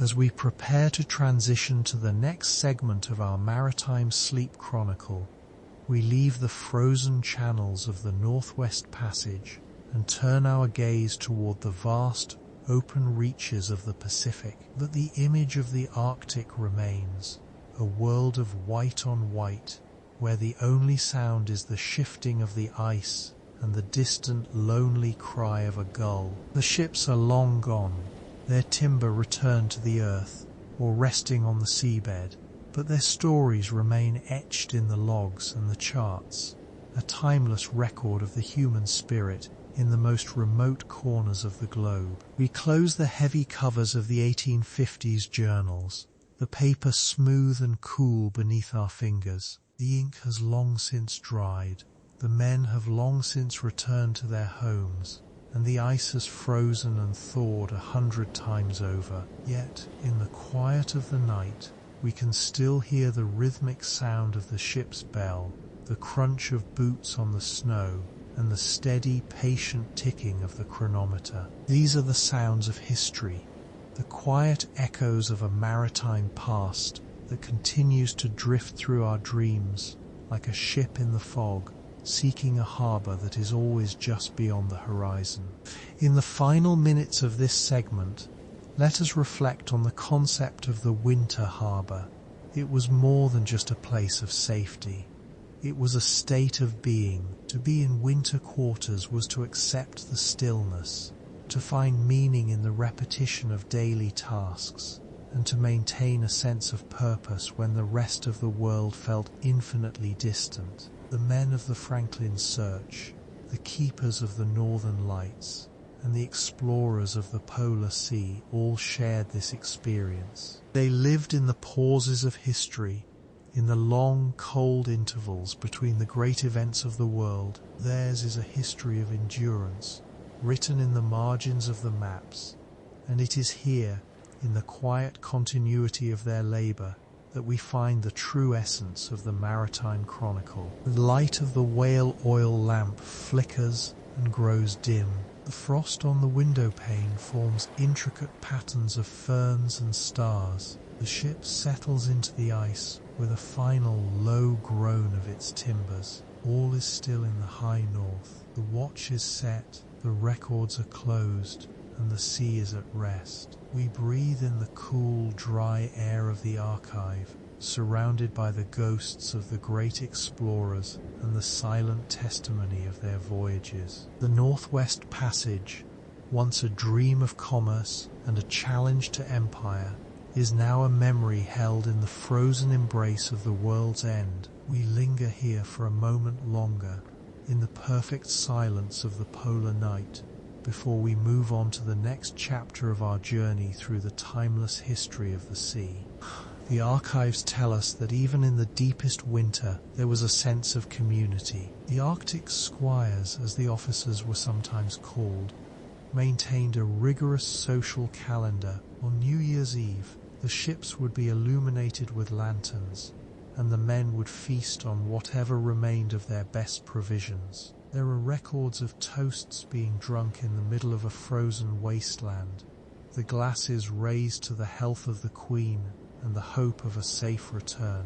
These moments of civility were the anchors that held the crews together, preventing the isolation from becoming overwhelming. The material culture of these celebrations, a silver-plated teapot, a set of fine china, a carefully preserved bottle of wine, speaks to the resilience of the human spirit in the face of the sublime. The geography of the North is also a geography of memory. Every island and every bay carries the name of a person or a ship that once sought to unlock the secrets of the passage. Looking at a modern chart, we see the names of those we have discussed: McClintock Channel, Ray Strait, Victoria Strait, and the Franklin Strait. These names are the markers of a long collective effort, a maritime genealogy that connects the sailors of the past with the navigators of the present. The charts are not just tools for navigation, they are historical documents, each line and each name a testament to a moment of discovery or a season of hardship.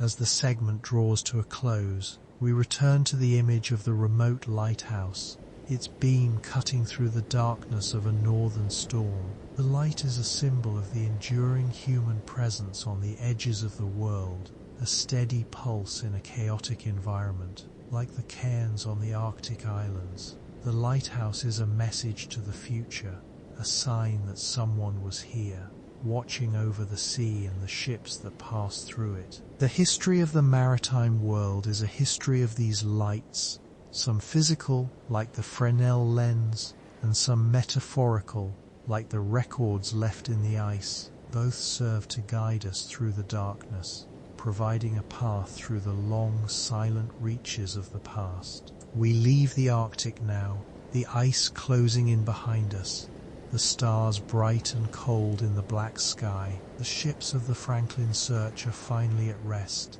their mysteries partially solved, but their majesty undiminished. The Northwest Passage remains a place of wonder and a monument to the long maritime struggle to cross the top of the world. In the quiet of the night, we can still feel the pull of the north, the lure of the unknown, and the timeless call of the sea. The history of the passage is a history of silence, and it is in that silence that we find our rest.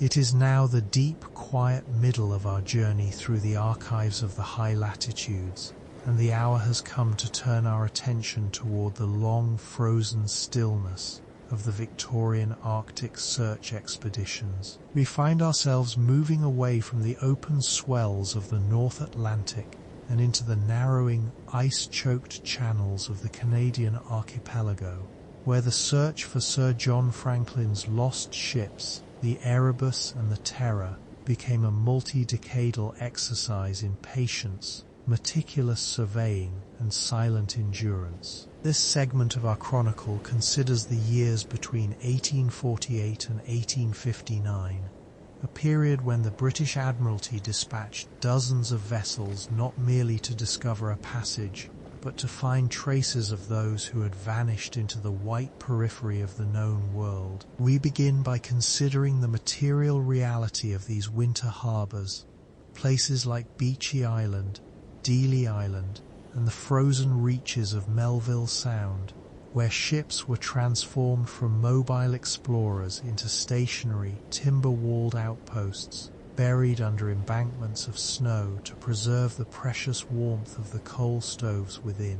The transition from a sailing vessel to a winter station was a process governed by the thickening of the salt crust and the steady drop of the mercury in the glass. When a captain realized the young ice was becoming too resilient for the bow to break, the ship would be steered into a sheltered bay or the lee of a prominent headland. Here, the anchors were dropped into the soft northern silt for the final time of the season. The ritual of housing in would then commence, a laborious but quiet task that defined the start of the long polar night. The topmasts were often struck and lowered to reduce the windage against the fierce winter gales, and a heavy housing of felt or canvas was stretched over the entire length of the upper deck, creating a dim, cavernous space where the crew could exercise and work away from the biting reach of the wind. This canvas roof, often greyed by the soot of the galley fires, became the sky for the men for 9 months of the year. Beneath it, the decks were scoured with sand and vinegar, and the ledgers of the day grew longer with entries concerning the preservation of health and the maintenance of the hull against the crushing pressures of the surrounding floes.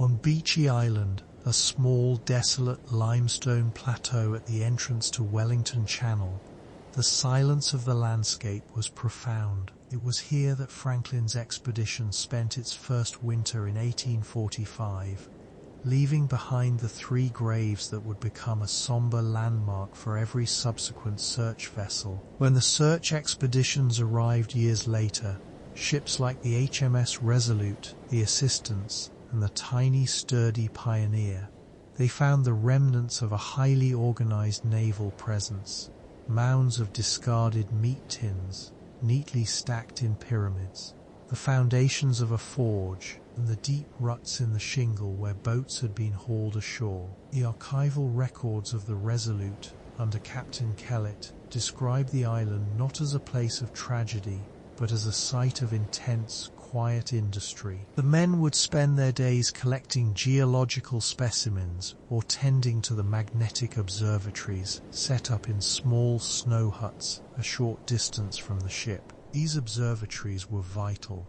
The proximity to the magnetic North Pole meant that the needles of the compasses were often sluggish or erratic, swinging in slow, uncertain arcs that required constant calibration against the stars. The life of a sailor in these frozen harbours was one of repetitive, meditative labour in the dim light of the lower decks, illuminated by the soft yellow glow of whale oil lamps and the occasional flickering of a tallow candle.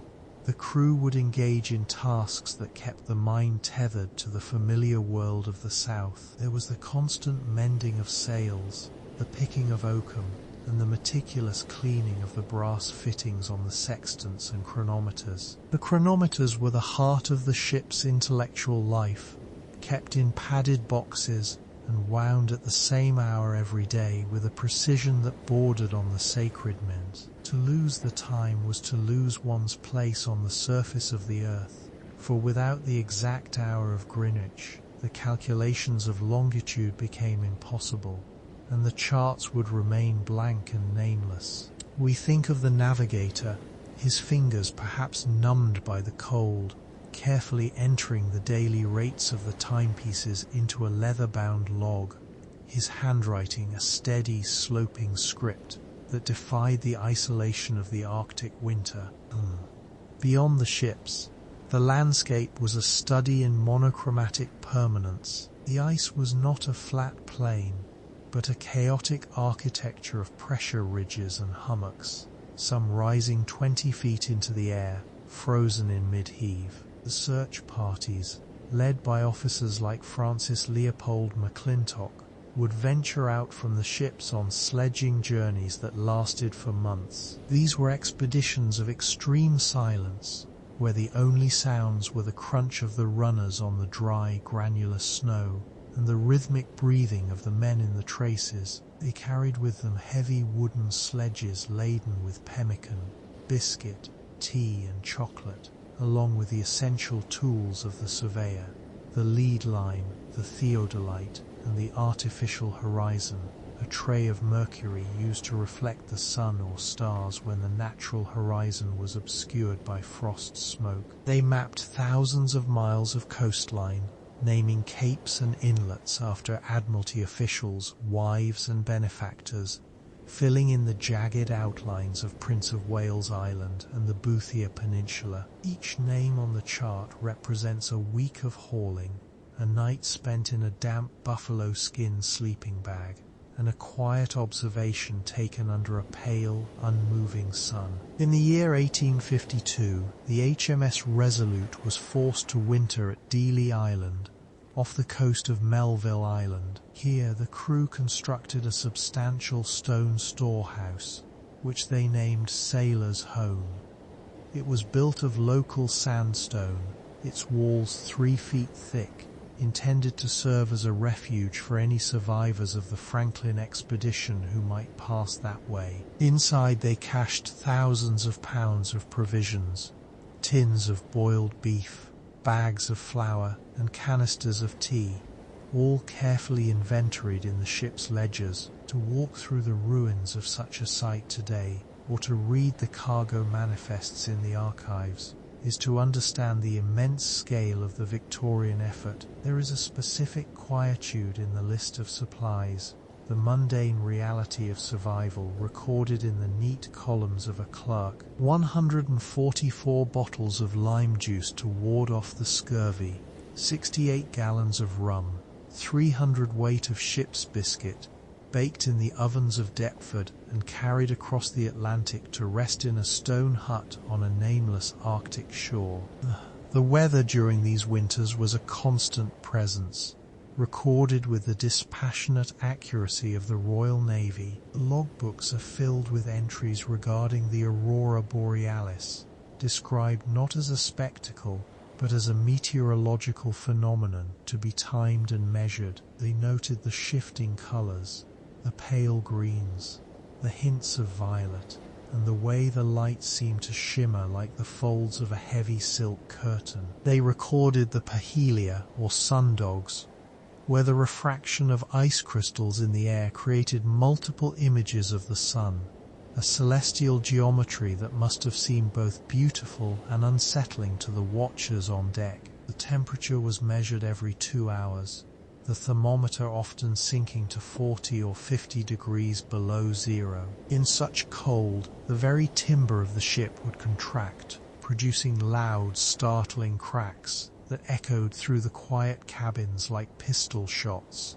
the complaining of the ship as it settled into the grip of the ice. As the months passed, the internal life of the ship became a world unto itself. To prevent the stagnation of the spirit, many expeditions published their own newspapers, such as the Illustrated Arctic News or the Queen's Illuminated Magazine. These were handwritten and illustrated with delicate watercolors, containing poems about the wind, humorous accounts of the daily routine, and serious essays on the nature of the ice. There is a profound stillness in the thought of a sailor, sitting by a small stove, carefully lettering a title page for a newspaper that would only be read by his 60 shipmates. It was an act of continuity, a way of maintaining the structures of civilization in a place where the sun did not rise for 11 weeks. The theatricals were another staple of the winter. The men would dress in elaborate costumes made from old flags and spare canvas, performing plays by candlelight on a stage built of snow blocks. The laughter and the applause would drift out into the frozen night, quickly swallowed by the immense, indifferent silence of the tundra. The hydrographic surveys continued even in the depths of winter. Officers would trek out onto the sea ice to take soundings, cutting holes through 7 or 8 feet of solid frozen salt water to drop the lid line to the bottom. They were measuring the depth of the hidden channels, seeking the underwater contours that would allow a ship to pass safely when the thaw finally came. These soundings, recorded in fathoms and feet, were the foundational data of the Northwest Passage. Each number on the finished Admiralty chart represents a hole cut in the ice, a cold hand holding a wet rope, and a quiet moment of calculation. The charts grew more detailed with every passing year, the white spaces of the maps slowly retreating as the names of the search ships, the Investigator, the Enterprise, the North Star, were etched into the geography of the North. We must also consider the role of the distant lighthouses and coastal stations that marked the fringes of the Arctic approach. While the high Arctic remained a wilderness of ice, the routes leading toward it, the shores of Greenland, the Labrador coast, and the entrances to Hudson Strait, began to see the establishment of more permanent navigational aids. These were not yet the towering stone pillars of the Scottish coast, but rather smaller, sturdy beacons and wooden towers, often tended by lonely keepers who saw the icebergs drift past their windows like white cathedrals. The oil for these lamps was a precious commodity, often refined from the blubber of the very whales that the northern fleets hunted. The light from a Fresnel lens, even a small fourth-order one, could pierce through the North Atlantic fog for miles, offering a steady, rhythmic pulse of reassurance to the mariner returning from the deep frost. The keepers of these lights lived a life of rhythmic labor, trimming the wicks, polishing the brass reflectors, and recording the passage of every sail that appeared on the horizon. The search for Franklin eventually moved south, toward King William Island, following the clues provided by the Inuit people to the explorer John Ray, and later confirmed by McClintock. It was here that the final record of the expedition was found, tucked into a tin cylinder beneath a cairn at Victory Point. The paper, known as the Gore Point Record, is a haunting piece of maritime history. It contains 2 messages written around the margins of a standard Admiralty form. The first, written in 1847, is hopeful, noting that all was well and the ships were wintering in the ice. The second, written a year later in 1848, is hurried and grim, recording the death of Sir John Franklin and the abandonment of the ships. The handwriting on this document, particularly the later editions, shows the strain of the conditions. The letters are shaky, the ink faded, yet it remains a testament to the enduring naval tradition of documentation. Even at the end of their strength, the officers took the time to record their position, their heading, and their intent, leaving a marker for those who would inevitably follow. The ships themselves, the Erebus and the Terror, were marvels of mid-Victorian engineering, and their remains, now resting on the seabed of Queen Maud Gulf, are silent archives of 19th century life. They were reinforced with heavy internal timbers and iron plating at the bow to withstand the ice. They were among the first Royal Navy vessels to be fitted with auxiliary steam engines and screw propellers, technology repurposed from the early railway locomotives. To imagine the engine room of the Terror is to imagine a space of heat and grease in the midst of the cold. The smell of coal smoke mixing with the salt air, and the steady rhythmic thrum of the pistons as they struggled against the pack. In the quiet of the underwater wrecks, the artifacts remain as they were left. Plates stacked in the racks, bottles of medicine on the shelves, and the great anchors settled into the silt. They are time capsules of a maritime culture that valued order and preparation above all else. As the 1850s drew to a close, the frantic energy of the Franklin search began to wane, replaced by a quiet, settled knowledge of the Arctic's geography. The Northwest Passage had been traced, though it was proven to be commercially unviable for the sailing ships of the era. The maps were now filled with the names of the men who had spent their winters in the dark: Parry, Ross, Richardson, and Back. The legacy of these voyages was not one of conquest, but of detailed observation. They brought back thousands of pages of tidal data, magnetic readings, and botanical sketches. They recorded the behavior of the ice, how it rafted and hummocked, how the leads opened with the spring tides, and how the ice blink on the horizon signaled open water miles away. This was the slow, steady work of the hydrographer, a labor of patience that transformed a terrifying unknown into a measured, charted reality.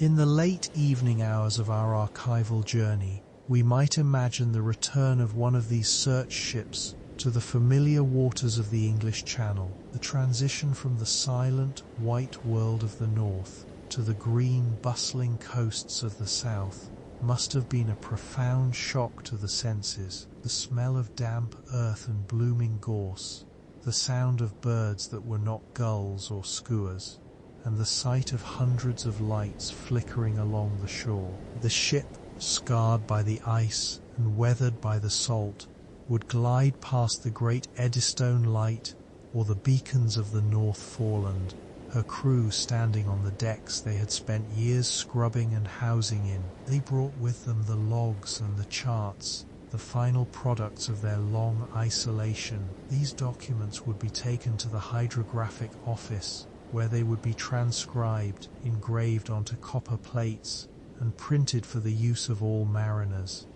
The history of the Northwest Passage is ultimately a history of the logbook and the lead line. It is a story told in the margins of weather reports and the footnoted depths of a chart. It is found in the quiet routine of the lighthouse keeper whose light guides the explorer home, and in the steady hand of the officer who records the temperature of the sea at midnight. As we move further into the night, let the image of these frozen harbors and steady pulsing lights settle over you. The ice remains, shifting and groaning in the dark, but the records of those who navigated its channels are preserved in the stillness of the archive, a long, quiet chronicle of endurance and observation at the end of the world. We consider too the secondary vessels of the search, the supply ships and the transport barks that never saw the deep ice but were essential to the continuity of the effort. These ships, like the HMS North Star, acted as floating depots at the edge of the pack ice. They would remain at places like Wolstenholme Sound or the mouth of Lancaster Sound, waiting for the spring thaw to ferry fresh provisions and mail to the searching squadrons. The arrival of a supply ship was the only link to the passing of time in the outside world. Letters from home, often a year or two old, were distributed with a solemnity that reflected their value. The reading of these letters was a private, quiet affair, conducted in the lee of a mast or by the light of a cabin lamp. In the logs of the North Star, we find entries not of discovery, but of the mundane tasks of a warehouseman.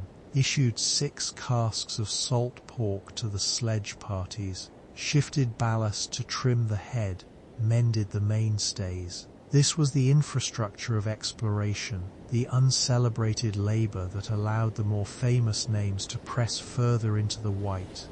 The material culture of these voyages extended to the very clothing worn by the men. In the archives of the National Maritime Museum, there are fragments of the heavy wool sweaters, the sealskin boots, and the canvas smocks that were the uniform of the Arctic sailor. The wool was thick and dense, often retaining the natural lanolin of the sheep to help repel the moisture. The men would layer their clothing, a practice learned from the Inuit, creating pockets of warm air that could mean the difference between life and death during a sudden blizzard. We can almost feel the weight of a damp wool coat hung to dry near the galley stove, the steam rising in the dim light of the lower deck. Everything about the ships was designed for thermal conservation. The double-thick glass of the skylights, the cork insulation lining the interior of the cabins, and the heavy carpets laid over the cold iron of the decks. The navigation of the Arctic required a different set of skills than the open ocean. It was a matter of reading the water sky, dark reflections on the underside of the clouds that indicated open leads of water, and avoiding the ice blink, a bright yellowish glow that signaled a solid field of ice ahead. The pilots would stand in the crow's nest for hours, their eyes scanning the horizon for a break in the white. They looked for the young ice, which was dark and flexible, and feared the old ice, the multi-year floes that were as hard as granite and deep blue at their core. To navigate here was to move in a state of constant, quiet vigilance, adjusting the sails to catch the slightest breeze that might push the ship through a closing lead. The sound of the ice against the hull was a constant companion, a grinding, shrieking noise that could be heard throughout the ship, a reminder that the ocean was a solid, moving force. The search expeditions also marked a turning point in the science of oceanography. The deep-sea soundings taken by officers like Sir James Clark Ross provided the first glimpses into the topography of the Arctic basin. They used massive reels of twine, sometimes miles long, with heavy lead weights that took nearly an hour to reach the bottom. When the line was hauled back in, the arming of the lead, a hollow at the bottom filled with tallow, would bring up samples of the seabed, fine grey mud, tiny shells, or fragments of volcanic rock. These samples were carefully bottled and labelled, forming the first collections of the deep-sea floor. In the quiet of the ship's laboratory, the surgeon, or the naturalist, would examine these specimens under a microscope, drawing the intricate structures of the diatoms and foraminifera that lived in the freezing depths. This was the beginning of our understanding of the global ocean currents, the conveyor belt of water that moves from the poles to the equator. As we linger on the image of the winter harbour, we must think of the silence that descends when the wind drops. It is a silence so profound that it is said a man can hear his own heartbeat, or the tinkling of his breath as it freezes into ice crystals and falls to the ground, a phenomenon known as Brazil. In this stillness, the ship becomes a small, glowing island of life in a vast, indifferent universe. The masts, coated in rime frost, look like glass trees reaching toward the stars. The stars themselves are brighter and more numerous than they appear in the south, the cold air stripping away the haze of the atmosphere. The North Star Polaris hangs almost directly overhead, a fixed point in a world that is otherwise constantly shifting. The watchman on deck, wrapped in his heavy furs, paces his rounds not to keep watch for enemies, but to keep his blood moving, his shadow long and blue on the snow under the light of a gibbous moon.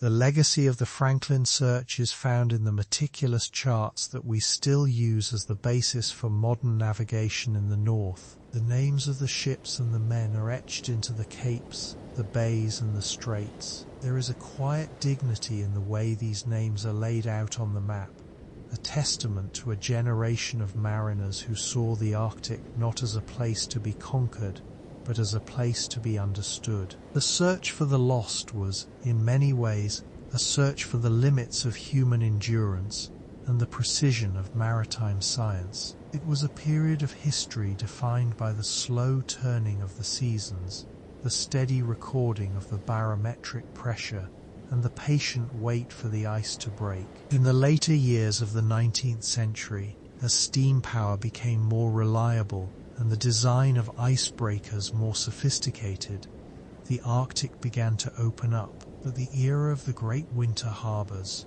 of the Resolute, the Assistance, and the Investigator remains the quintessential period of polar maritime history. It was a time when the ship was both a home and a laboratory, a fortress and a prison. The archives of these voyages provide us with a window into a world of profound quiet, where the most important events were the sighting of a snowy owl, the arrival of a new month, or the successful calibration of a chronometer. Think now of the long, slow return of the light in the spring.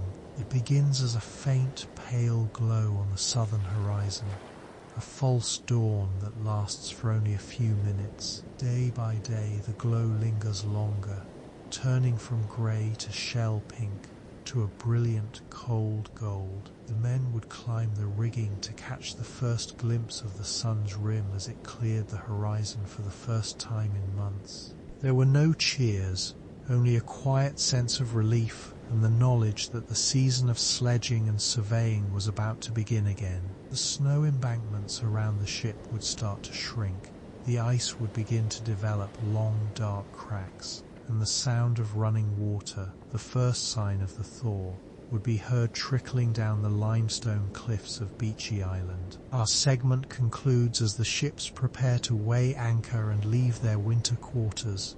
The housing is taken down, the topmasts are swayed up, and the engines are fired with the last of the coal. The sailors' home on Dealey Island is left behind, its stone walls standing as a monument to those who might never come. The ships move slowly through the loosening pack, their bows pointed toward the open sea, leaving the silent geography of the north behind them. The charts are complete, the logs are filled, and the history of the Northwest Passage has been written in the steady, rhythmic labor of 1,000 quiet days. We remain here in the stillness of the archive, as the images of the white ice and the flickering lighthouses fade into the soft, dark edges of sleep. The archives also hold the records of the stone cairn system, a primitive but effective method of communication across the vast Arctic wastes. Every expedition was instructed to build cairns of rock on prominent headlands, inside of which they would place a waterproof cylinder containing a record of their progress and their intended route. These cairns were often topped with a pole or a piece of red fabric to make them visible against the snow. To the modern eye, they are simple piles of stones, but to the 19th century mariner, they were vital beacons of information. We think of an officer standing on a wind-swept ridge, carefully piling stones over a tin canister, his hands numb but his resolve steady. These cairns, many of which still stand today, are the silent sentinels of the search, marking the path of men who moved through a landscape that left no other footprints.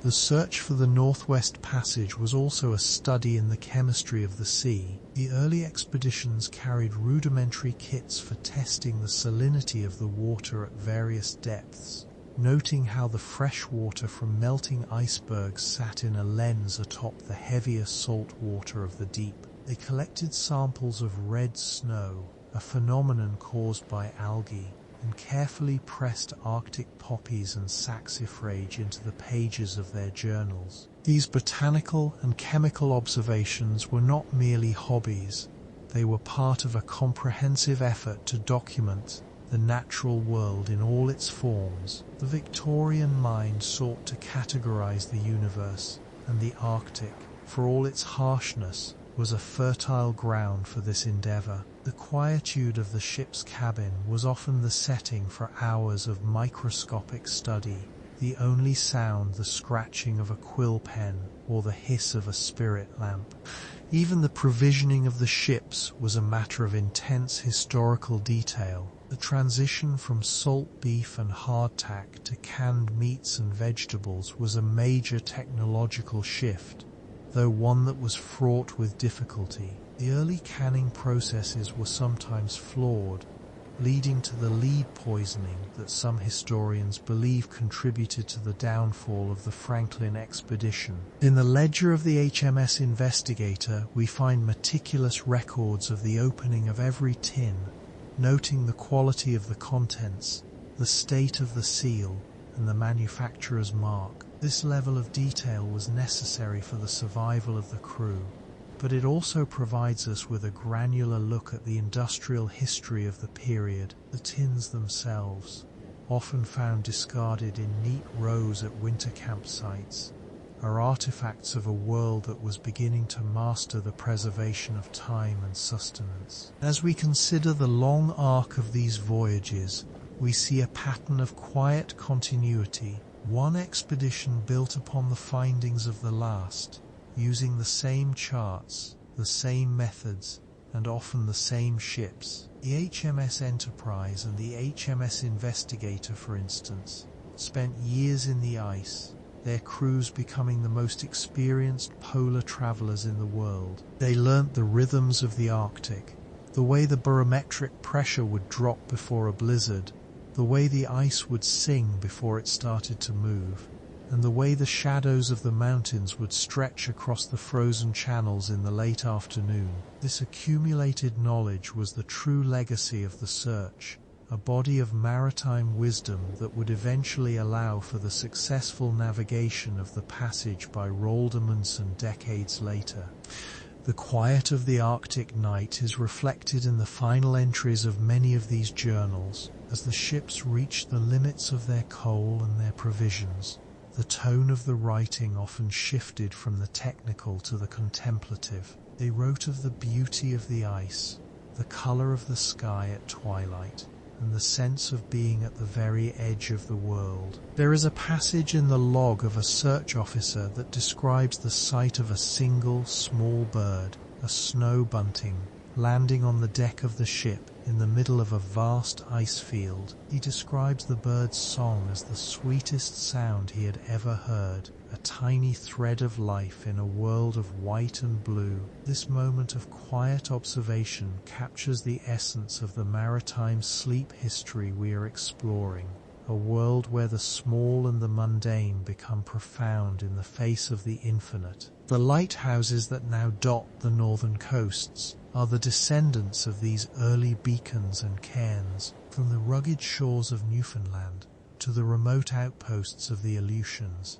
The spirit of the Arctic navigator lives on in the steady, rhythmic pulse of the lights. They are the guardians of the charts and the keepers of the long maritime history of the North. As we move closer to the end of this segment, we let the memory of these ships, the Resolute, the Terror, the Erebus, sink into the deep, quiet waters of the past. They are at rest now, their timbers settled into the silt, their stories preserved in the archives, and their names etched forever into the geography of the high latitudes. The ice continues its slow, ancient dance, and the lights continue to flash on the distant headlands, guiding the way through the long, silent chronicles of the sea. In the final moments of our consideration of the 1850s, we turn to the figure of the hydrographer back in London, sitting at a mahogany desk in the Admiralty. He is surrounded by the logs and sketches brought back by the search parties. With a steady hand, he uses a fine-pointed pen to connect the dots of the soundings, to smooth the lines of the coastlines, and to add the final names to the new edition of the Arctic chart. The room is quiet.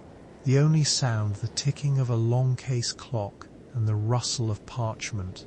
This is where the voyage truly ends, not on the ice, but on the paper. The chart is the final, enduring record of the struggle to cross the top of the world, a silent document that will be used by generations of mariners to come.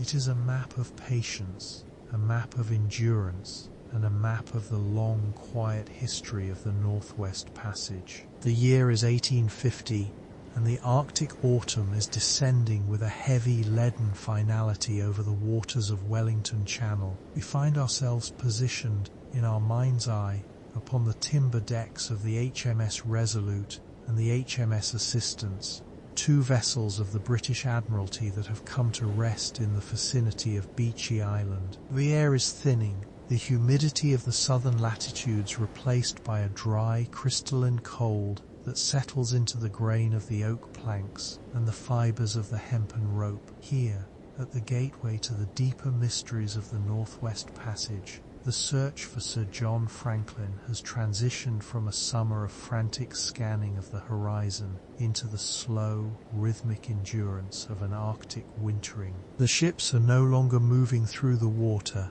They have become stationary wooden islands, locked in the embrace of the floes, their hulls creaking softly as the pressure of the ice exerts a steady, unhurried force against the copper sheathing. To understand the atmosphere of this fifth segment of our journey, one must look closely at the charts of the period, those vast, pale expanses of paper where the coastlines often dissolve into dotted lines, indicating a geography that was felt rather than seen. The hydrographers of the mid-19th century, working by the light of tallow candles and whale oil lamps in the cramped cabins of the search ships, were engaged in a task of immense patience. They were recording the soundings of bays that had no names, measuring the declination of the magnetic needle in regions where the North Pole exerted a confusing, erratic pull, and sketching the silhouettes of limestone cliffs that looked in the dimming light like the ruins of ancient stone cathedrals.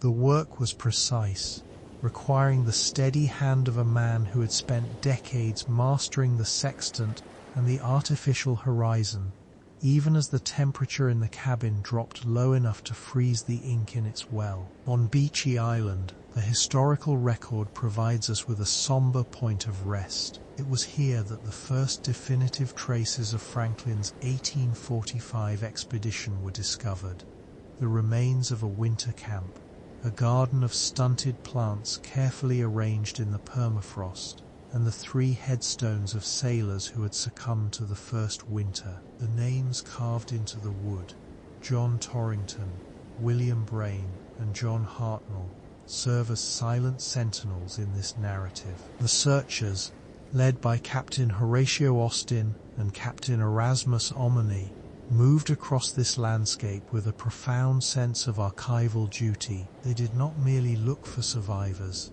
they gathered every scrap of evidence with the meticulousness of museum curators. They found empty tin canisters that once held preserved meat, fragments of blue navy cloth snagged on the sharp rocks, and the remains of a forge where smiths had once hammered at iron in the biting wind. These objects were not seen as refuse, but as a vocabulary of presence, a way of reconstructing the daily routines of men who had vanished into the white silence. The routine aboard the searching vessels during these long months of darkness was governed by the ship's bell and the steady requirements of maintenance. Even when frozen fast, a ship remains a living entity that requires constant attention.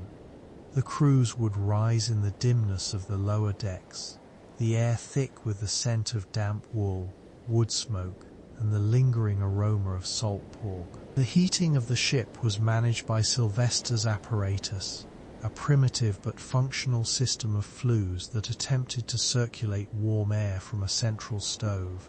Though the corners of the cabins remained draped in hoarfrost, the task of clearing the decks of snow was a daily ritual, a rhythmic scraping of shovels that provided a brief, physical connection to the world outside the wooden walls. The sailors would emerge into the twilight, their breath blooming in the air like pale ghosts, to find the landscape transformed by the aurora borealis, shifting curtains of green and violet light that cast a surreal glow over the hummocks of ice and the masts of the ships, which stood like skeletal trees against the stars. In the officers' mess, the focus remained on the charts and the logs. Captain Austin's journals reflect a preoccupation with the health of his men and the preservation of his stores. The diet was a matter of scientific concern.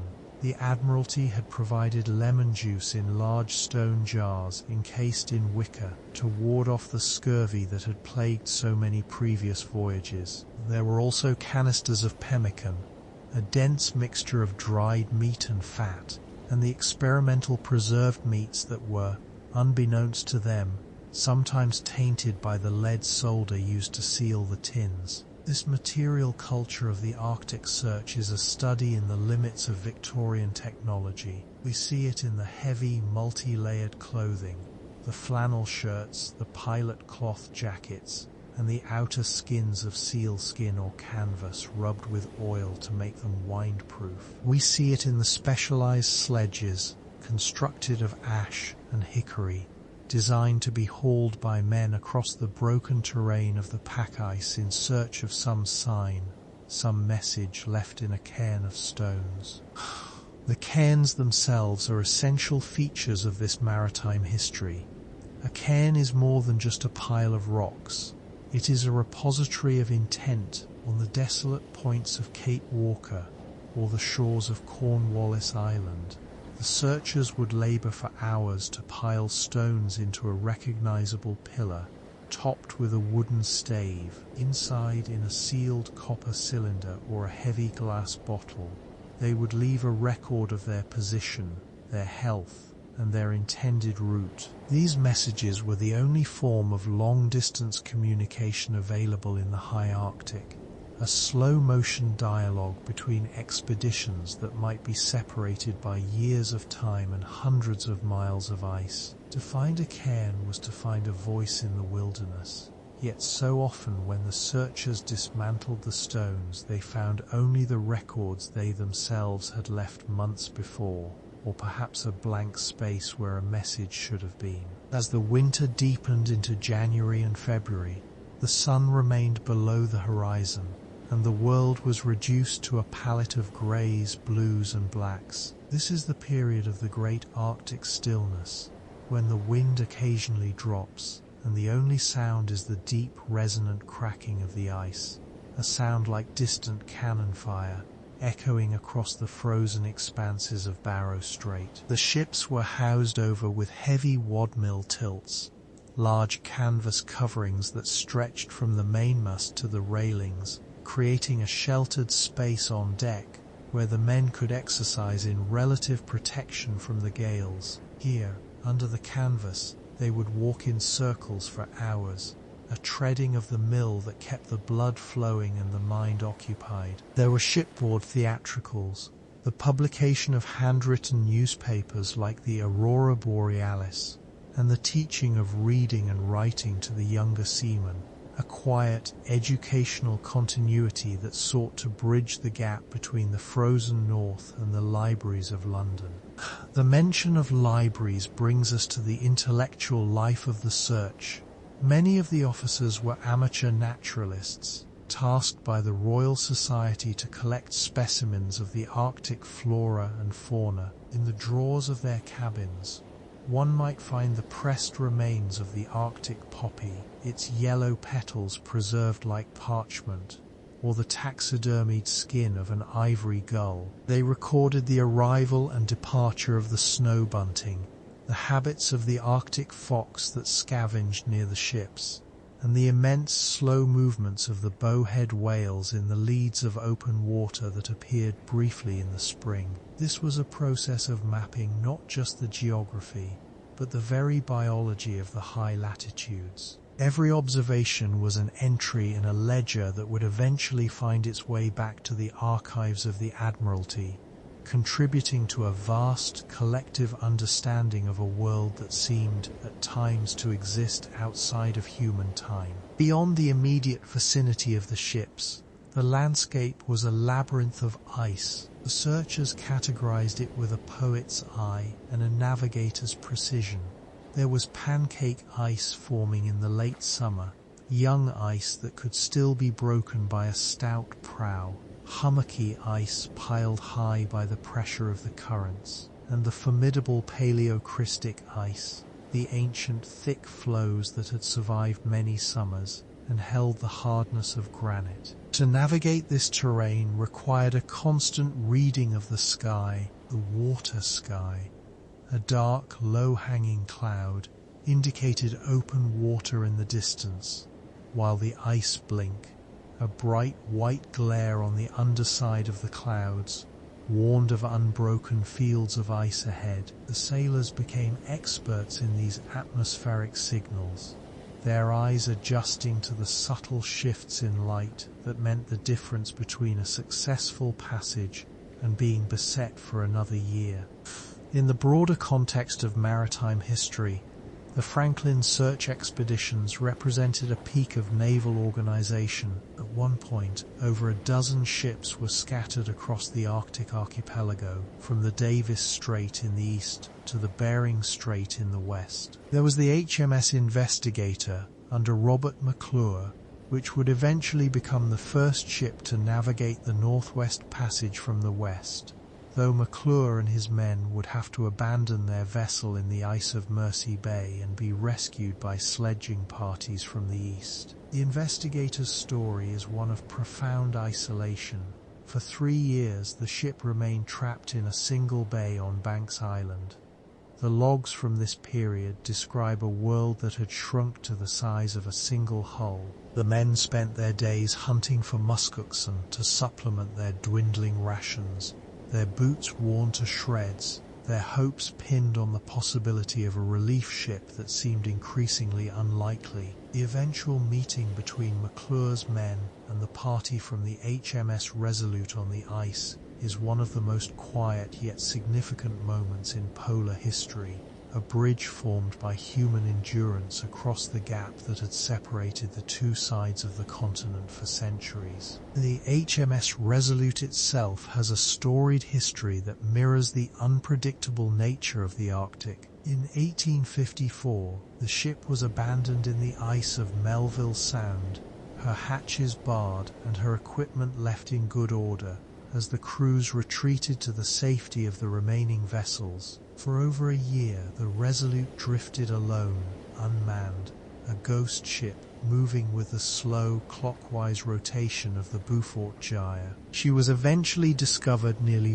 200 miles away in the waters of Davis Strait by an American whaler named James Buddington. The ship was found to be remarkably dry and intact, her lamps still containing oil, her charts still laid out on the tables. This drift of the Resolute provided invaluable data to the hydrographers of the day, revealing the hidden currents that governed the movement of the ice, a slow, silent river that flowed beneath the frozen surface, carrying ships and floes toward the Atlantic. Returning to the theme of the lighthouse, though no stone towers stood in the high Arctic at this time, the ships themselves served as beacons. During the winter months, a light was often kept burning at the masthead of the senior officer's ship, a small flickering star that guided the sledging parties back to safety across the trackless ice. These ships as lighthouses were the only points of fixity in a shifting world. The crews also built snow pillars and ice beacons, structures of frozen blocks that stood 10 or 12 feet high, topped with black flags to provide a contrast against the white horizon. These were the primitive navigational aids of the North, the precursors to the automated beacons that would eventually be established in the 20th century. The material of the ships was also a subject of constant study. The Arctic required a different kind of naval architecture. The bows were reinforced with massive beams of African oak, and the hulls were doubled with layers of elm and teak. The rudder and screw propeller, if the ship was steam-assisted like the HMS Erebus and Terror, were designed to be hoisted out of the water to prevent them from being crushed by the ice. The interior of the ships was a maze of insulation.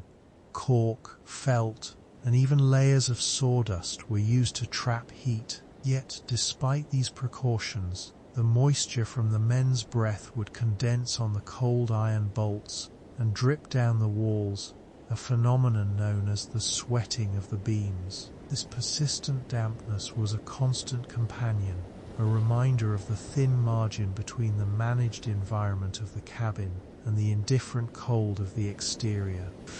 As we move through the history of these voyages, we must also consider the role of the coastal geography. The names given by the explorers to the headlands and bays were often reflections of their own world. Cape Lady Franklin, Prince of Wales Strait, Victoria Island. These names were an attempt to domesticate the wild, to overlay a British map onto a landscape that had its own ancient names and histories known to the Inuit. The interactions between the searchers and the Inuit were brief but critical. It was through the oral histories of the Inuit that the final fate of Franklin's men began to emerge.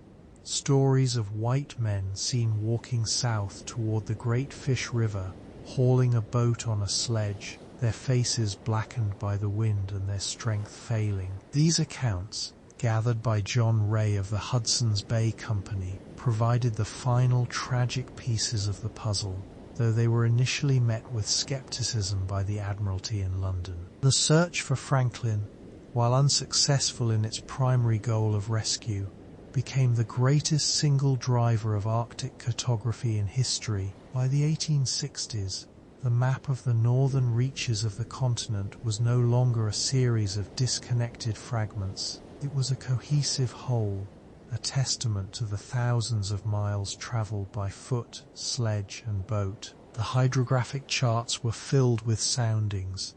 The magnetic observations were compiled into massive volumes, and the meteorological records provided the first long-term data on the Arctic climate. This was the long maritime struggle, a slow, incremental accumulation of knowledge, one at the cost of immense effort and quiet suffering. The atmosphere of a winter harbour is one of profound stillness. When the wind dies down, the silence is so absolute that one can hear the sound of one's own heartbeat, or the faint, high-pitched ringing of the ears that the sailors called the sound of the stars. In this silence, the mind turns toward home, toward the distant lighthouses of the English Channel, or the bustling docks of the Thames. The contrast between the familiar world of green fields and warm hearths and the stark, monochromatic reality of the Arctic was a theme that ran through many of the sailors' journals. They wrote of the longing for a tree, or the simple desire to see a colour other than white, blue or grey. This sensory deprivation was as much a part of the Arctic experience as the cold itself. In the 1850s, the use of photography began to play a role in the records of the searcher. The daguerreotype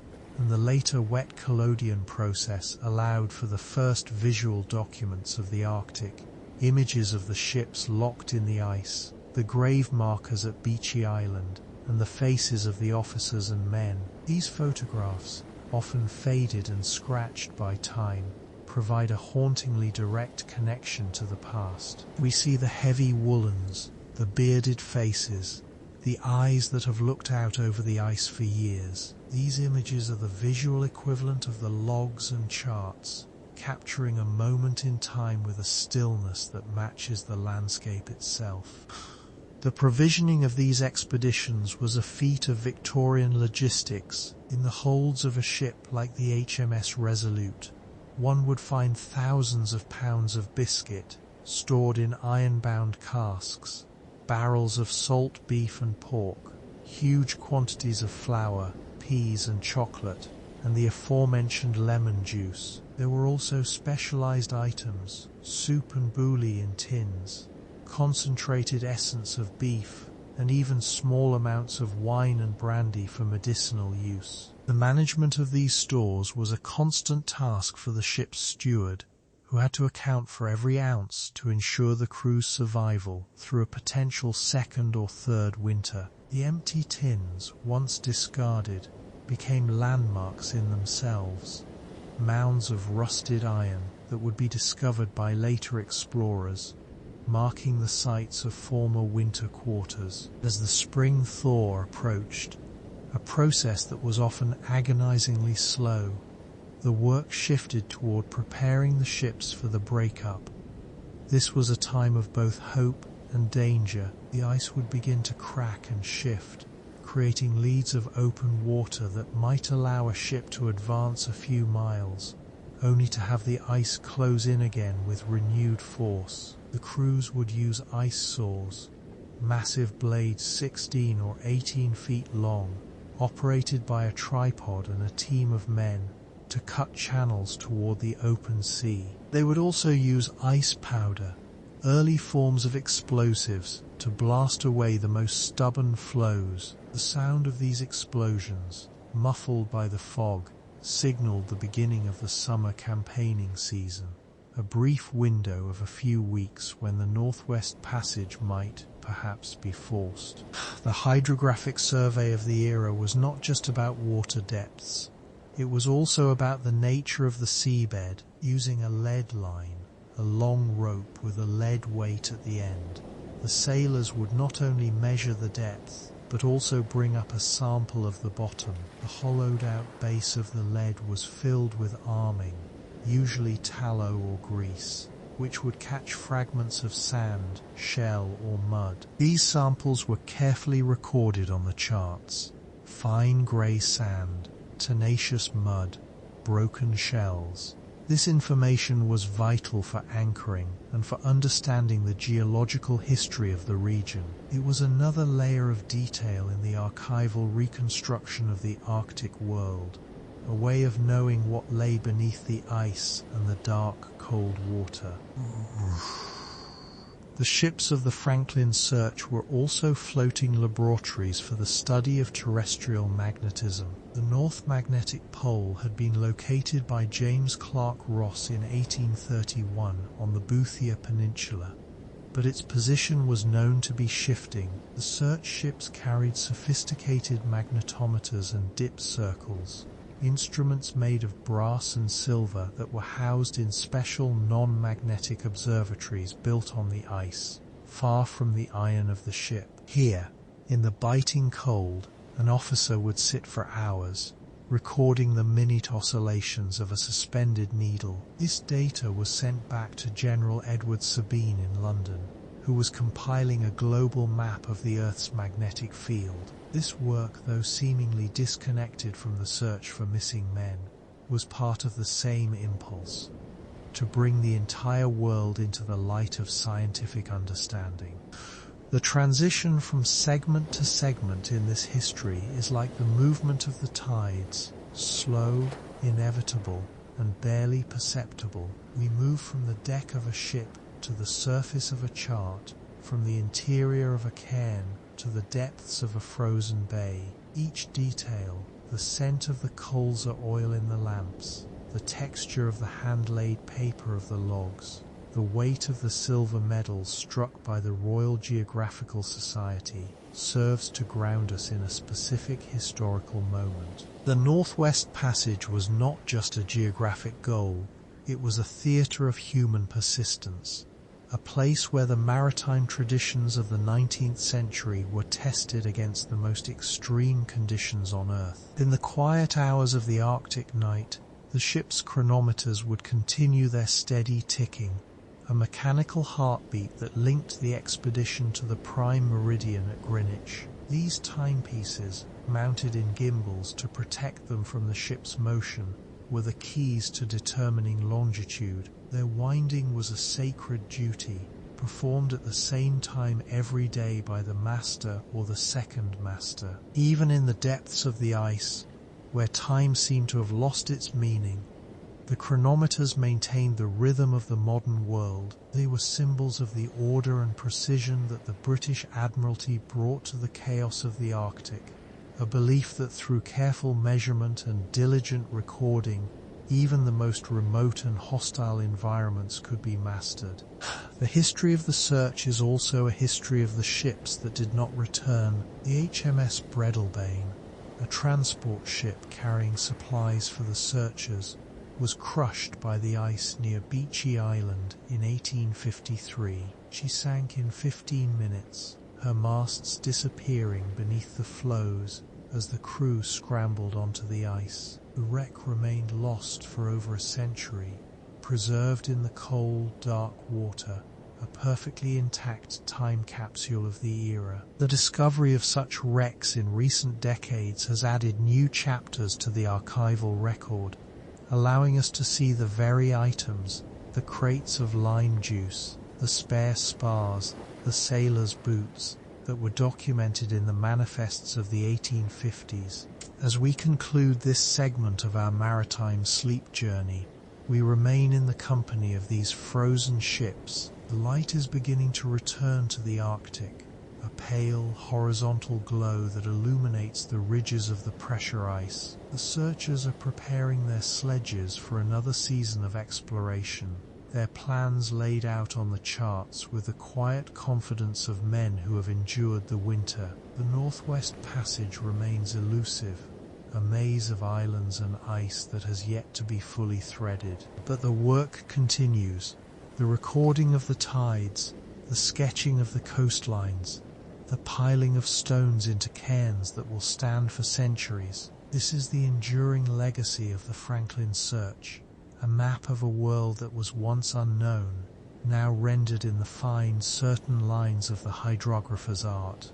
The ships rest in the harbour, the ice pressing against their sides with a sound like shifting gravel. Below decks, the men sleep in their hammocks, their breath forming a light frost on the blankets. The ship's bell strikes the hour, a clear, metallic sound that carries across the frozen waste, a signal of continuity in a landscape that knows no change. We are here, in the heart of the maritime struggle, where history is written not in grand gestures, but in the steady, unhurried accumulation of detail. The weight of the lead line, the temperature of the air, the position of the stars, and the long, slow drift of the ice toward the open sea. The charts of the 1850s are beautiful in their austerity. They feature large areas of white space, labeled simply unexplored, or appearance of land. These gaps in the record were not failures, they were invitations to future voyages. The explorers knew that they were part of a long chain of discovery, stretching back to the Elizabethans and forward into an uncertain future. They saw themselves as temporary occupants of this frozen world, their presence marked by the smoke from their stoves and the tracks of their sledges. When they finally departed, they left behind only the cairns and the graves, and the names they had given to the nameless points of the earth. In the archives of the National Maritime Museum, one can find the actual logs of the Resolute and the Assistance. The pages are yellowed, the ink sometimes faded where it was thinned by cold or damp. To read them is to enter into the headspace of the Victorian navigator, a world of moderate breezes and cloudy weather, of observed latitudes by meridian altitude of the sun, and of various duties as necessary. There is a profound calm in this language, a refusal to be overwhelmed by the scale of the task or the severity of the environment. It is the language of the professional mariner for whom the Arctic was simply another station, another sea to be charted, another voyage to be completed. The story of the search for Franklin is often told as a tragedy, but in the context of maritime history, it is also a story of immense scientific and geographic achievement. It was the period when the high Arctic was first truly integrated into the global maritime network. It was the time when the remote lighthouse stations of the mind were first established in the north, providing a framework for all the voyages that would follow. The struggle was not just against the ice, but against the unknown. A struggle that was won, foot by foot, through the patient application of maritime skill and archival diligence.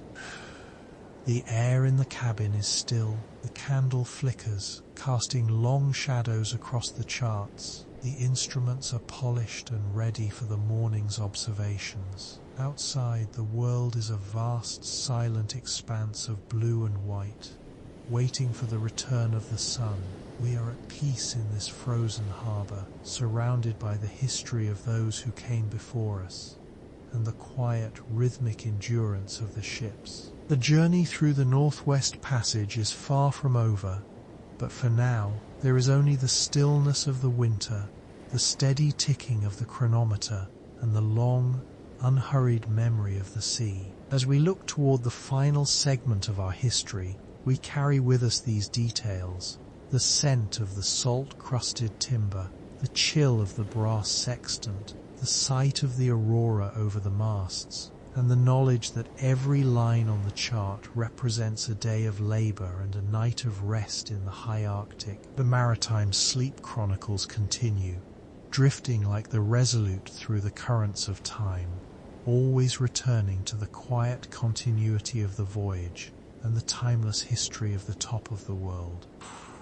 As the long blue shadows of the Arctic evening stretch across the ice-choked reaches of the Beaufort Sea, we find ourselves at the final meridian of our journey through the history of the Northwest Passage. The air here, even in the height of the brief northern summer, carries the scent of ancient ice and the faint briny trace of the open leads that weave through the pack. It is a quiet world, defined by the slow, rhythmic grinding of floes and the high, thin whistle of the wind across the pressure ridges. In this final segment of our maritime chronicle, we turn our attention to the closing of the great geographical gaps, the settling of the final charts, and the transition of the high Arctic from a theatre of desperate search to a landscape of measured science and quiet, lonely watchkeeping. By the late 19th century, the frantic energy of the Franklin search expeditions had begun to settle into a deep, archival stillness. The hundreds of miles of coastline, from the limestone shingle of Beechey Island to the dark volcanic sands of the Boothia Peninsula, had been sketched, corrected, and transcribed into the Admiralty charts that now rested in the map rooms of London and Oslo. The search for the lost ships, the Erebus and the Terror, had inadvertently mapped the world's most difficult labyrinth. It was a cartography born of wintering over, of men pulling sledges over the hummocky ice, and of the slow, methodical observation of the stars through the lenses of theodolites and sextants. We consider the instruments of this era, the heavy brass casings, the silvered scales, and the delicate needles of the dip circles, all used to measure the shifting magnetism of the north. The magnetic pole itself was a wandering ghost, a point on the map that refused to remain stationary, moving with a glacial patience across the Prince of Wales Island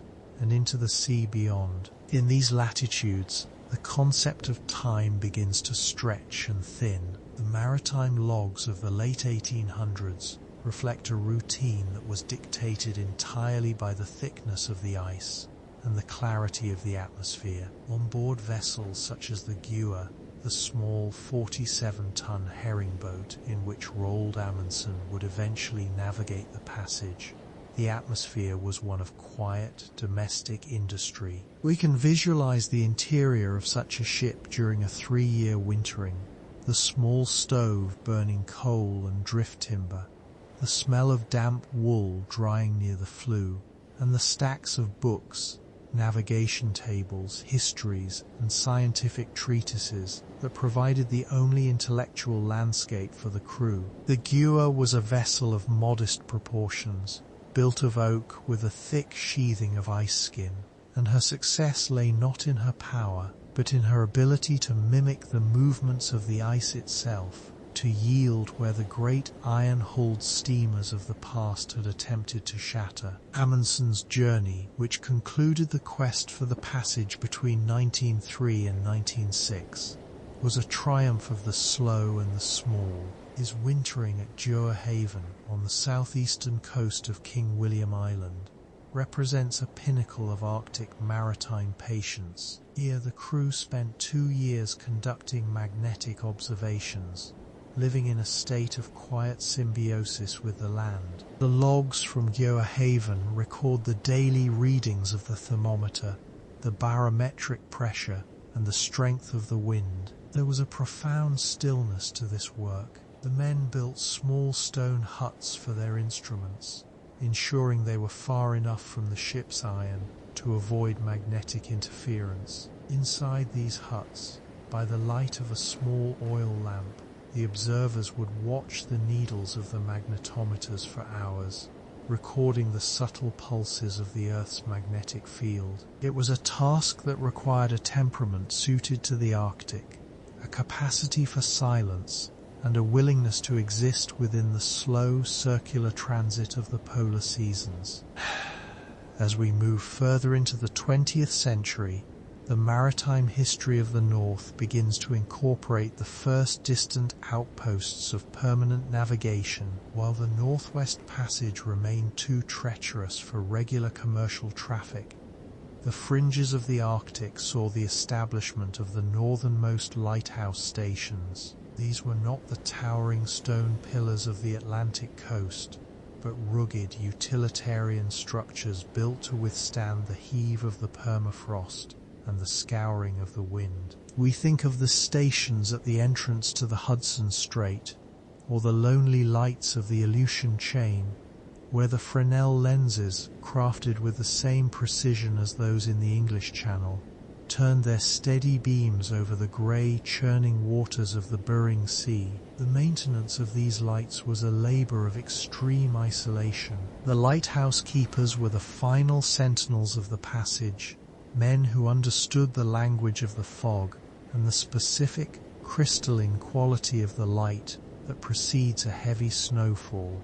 The material culture of these stations was defined by the supply ship, the annual arrival of the vessel carrying barrels of oil, sacks of flour, crates of tinned meat, and the all-important mail. The logs of the Canadian Coast Guard and the early Arctic survey ships record the difficulty of these landings. Often the ships could not reach the shore, and the supplies had to be ferried across the ice by dog team or small boat, a process that could take days of heavy rhythmic labor. The keepers' journals are filled with the details of these arrivals, the inventory of the stores, the condition of the coal, and the brief, precious news from the world to the south. Once the ship departed, the silence would return, deeper than before, and the keeper would return to the routine of trimming the wicks, polishing the brass reflectors, and winding the clockwork mechanism that rotated the light.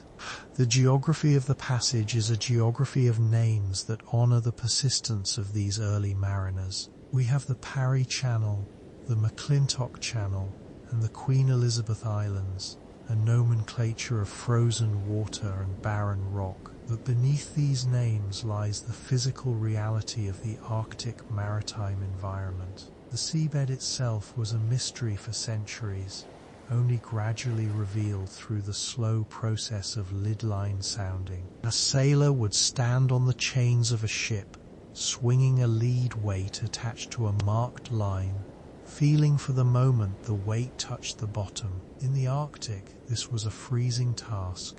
the wet rope stiffening in the hands, the water dripping from the line freezing into small beads of ice. These soundings were then transcribed onto the charts, creating a hidden map of the underwater ridges, the deep troughs, and the treacherous shoals that had claimed so many wooden hulls. We should consider the ships themselves, the physical vessels that carried the history of the passage forward. Beyond the famous names, there were the countless whaling ships from Dundee and New Bedford that pushed into the Davis Strait and the Lancaster Sound. These were working vessels, stained with oil and worn by the sea, their hulls reinforced with doubling and fortifying, extra layers of timber and iron plates at the bow to push through the pancake ice. The life on a whaler was one of extreme contrast.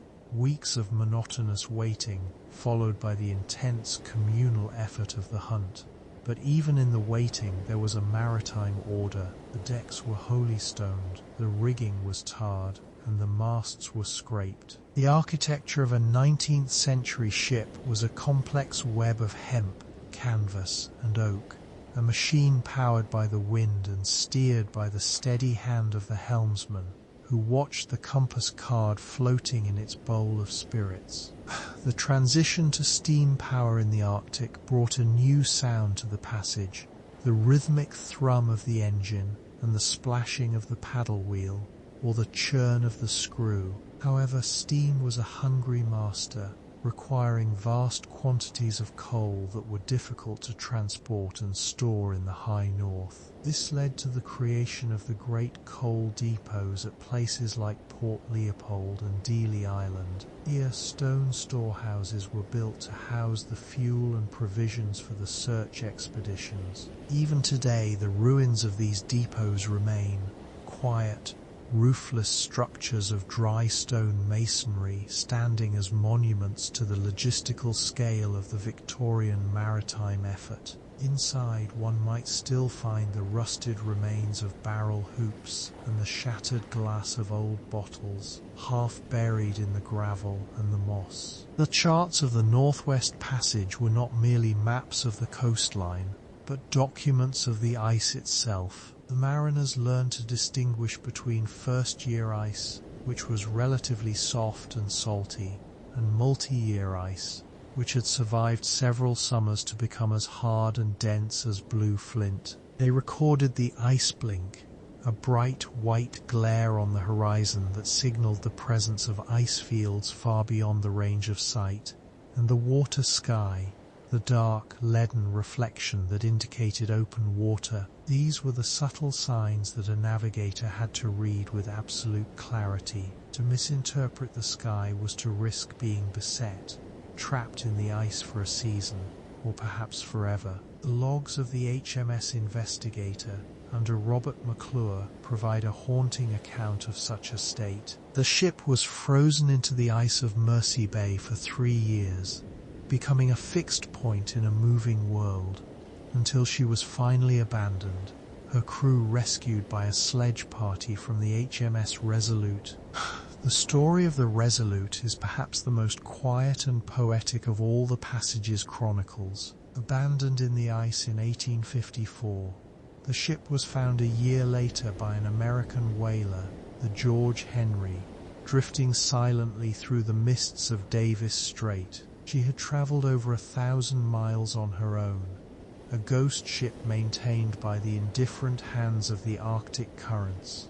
When the whalers boarded her, they found the cabins dry and the lamps still sitting on the tables, as if the crew had only just stepped away. This vessel, later returned to Queen Victoria and eventually broken up to create the desk that sits in the American Oval Office, represents the strange, enduring continuity of maritime history, the way a ship's timber can travel from the frozen reaches of the north to the centers of global power. As we move toward the modern era, the nature of the passage changed from exploration to a slow, methodical survey. The arrival of the icebreakers, vessels with rounded bows and massive engines, allowed for a more reliable transit, but the fundamental challenges remained the same. The ice still dictated the schedule, and the fog still obscured the sun, making celestial navigation a matter of brief, hurried opportunities.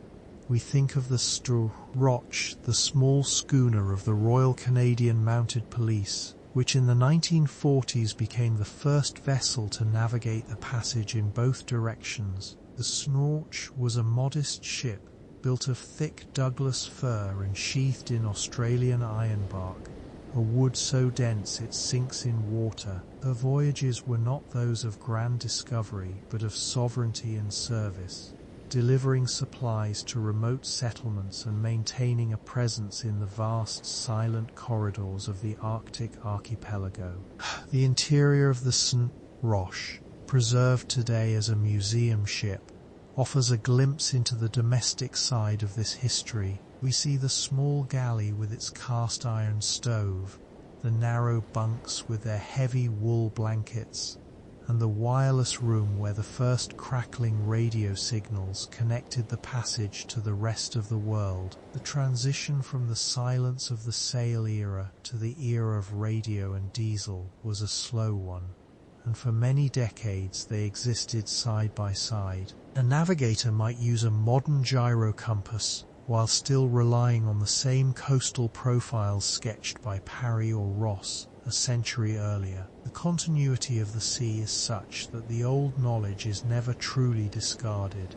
It is merely layered over with new observations. In the quiet of the Arctic night, the stars provide a constant reference point that has not changed since the first Norse longships ventured into the North Atlantic. The North Star, Polaris, sits high in the zenith, a fixed pivot for the rotating heavens. For the maritime historian, the stars are a bridge across time. The same constellations watched by the crew of the Erebus as they prepared for their final winter were watched by the keepers of the Northern Lights and the scientists of the modern survey vessels. There is a profound peace in this celestial consistency. While the ice shifts and the ships change from wood to steel, the geometry of the heavens remains a reliable guide, a silent partner in the long struggle to map the top of the world.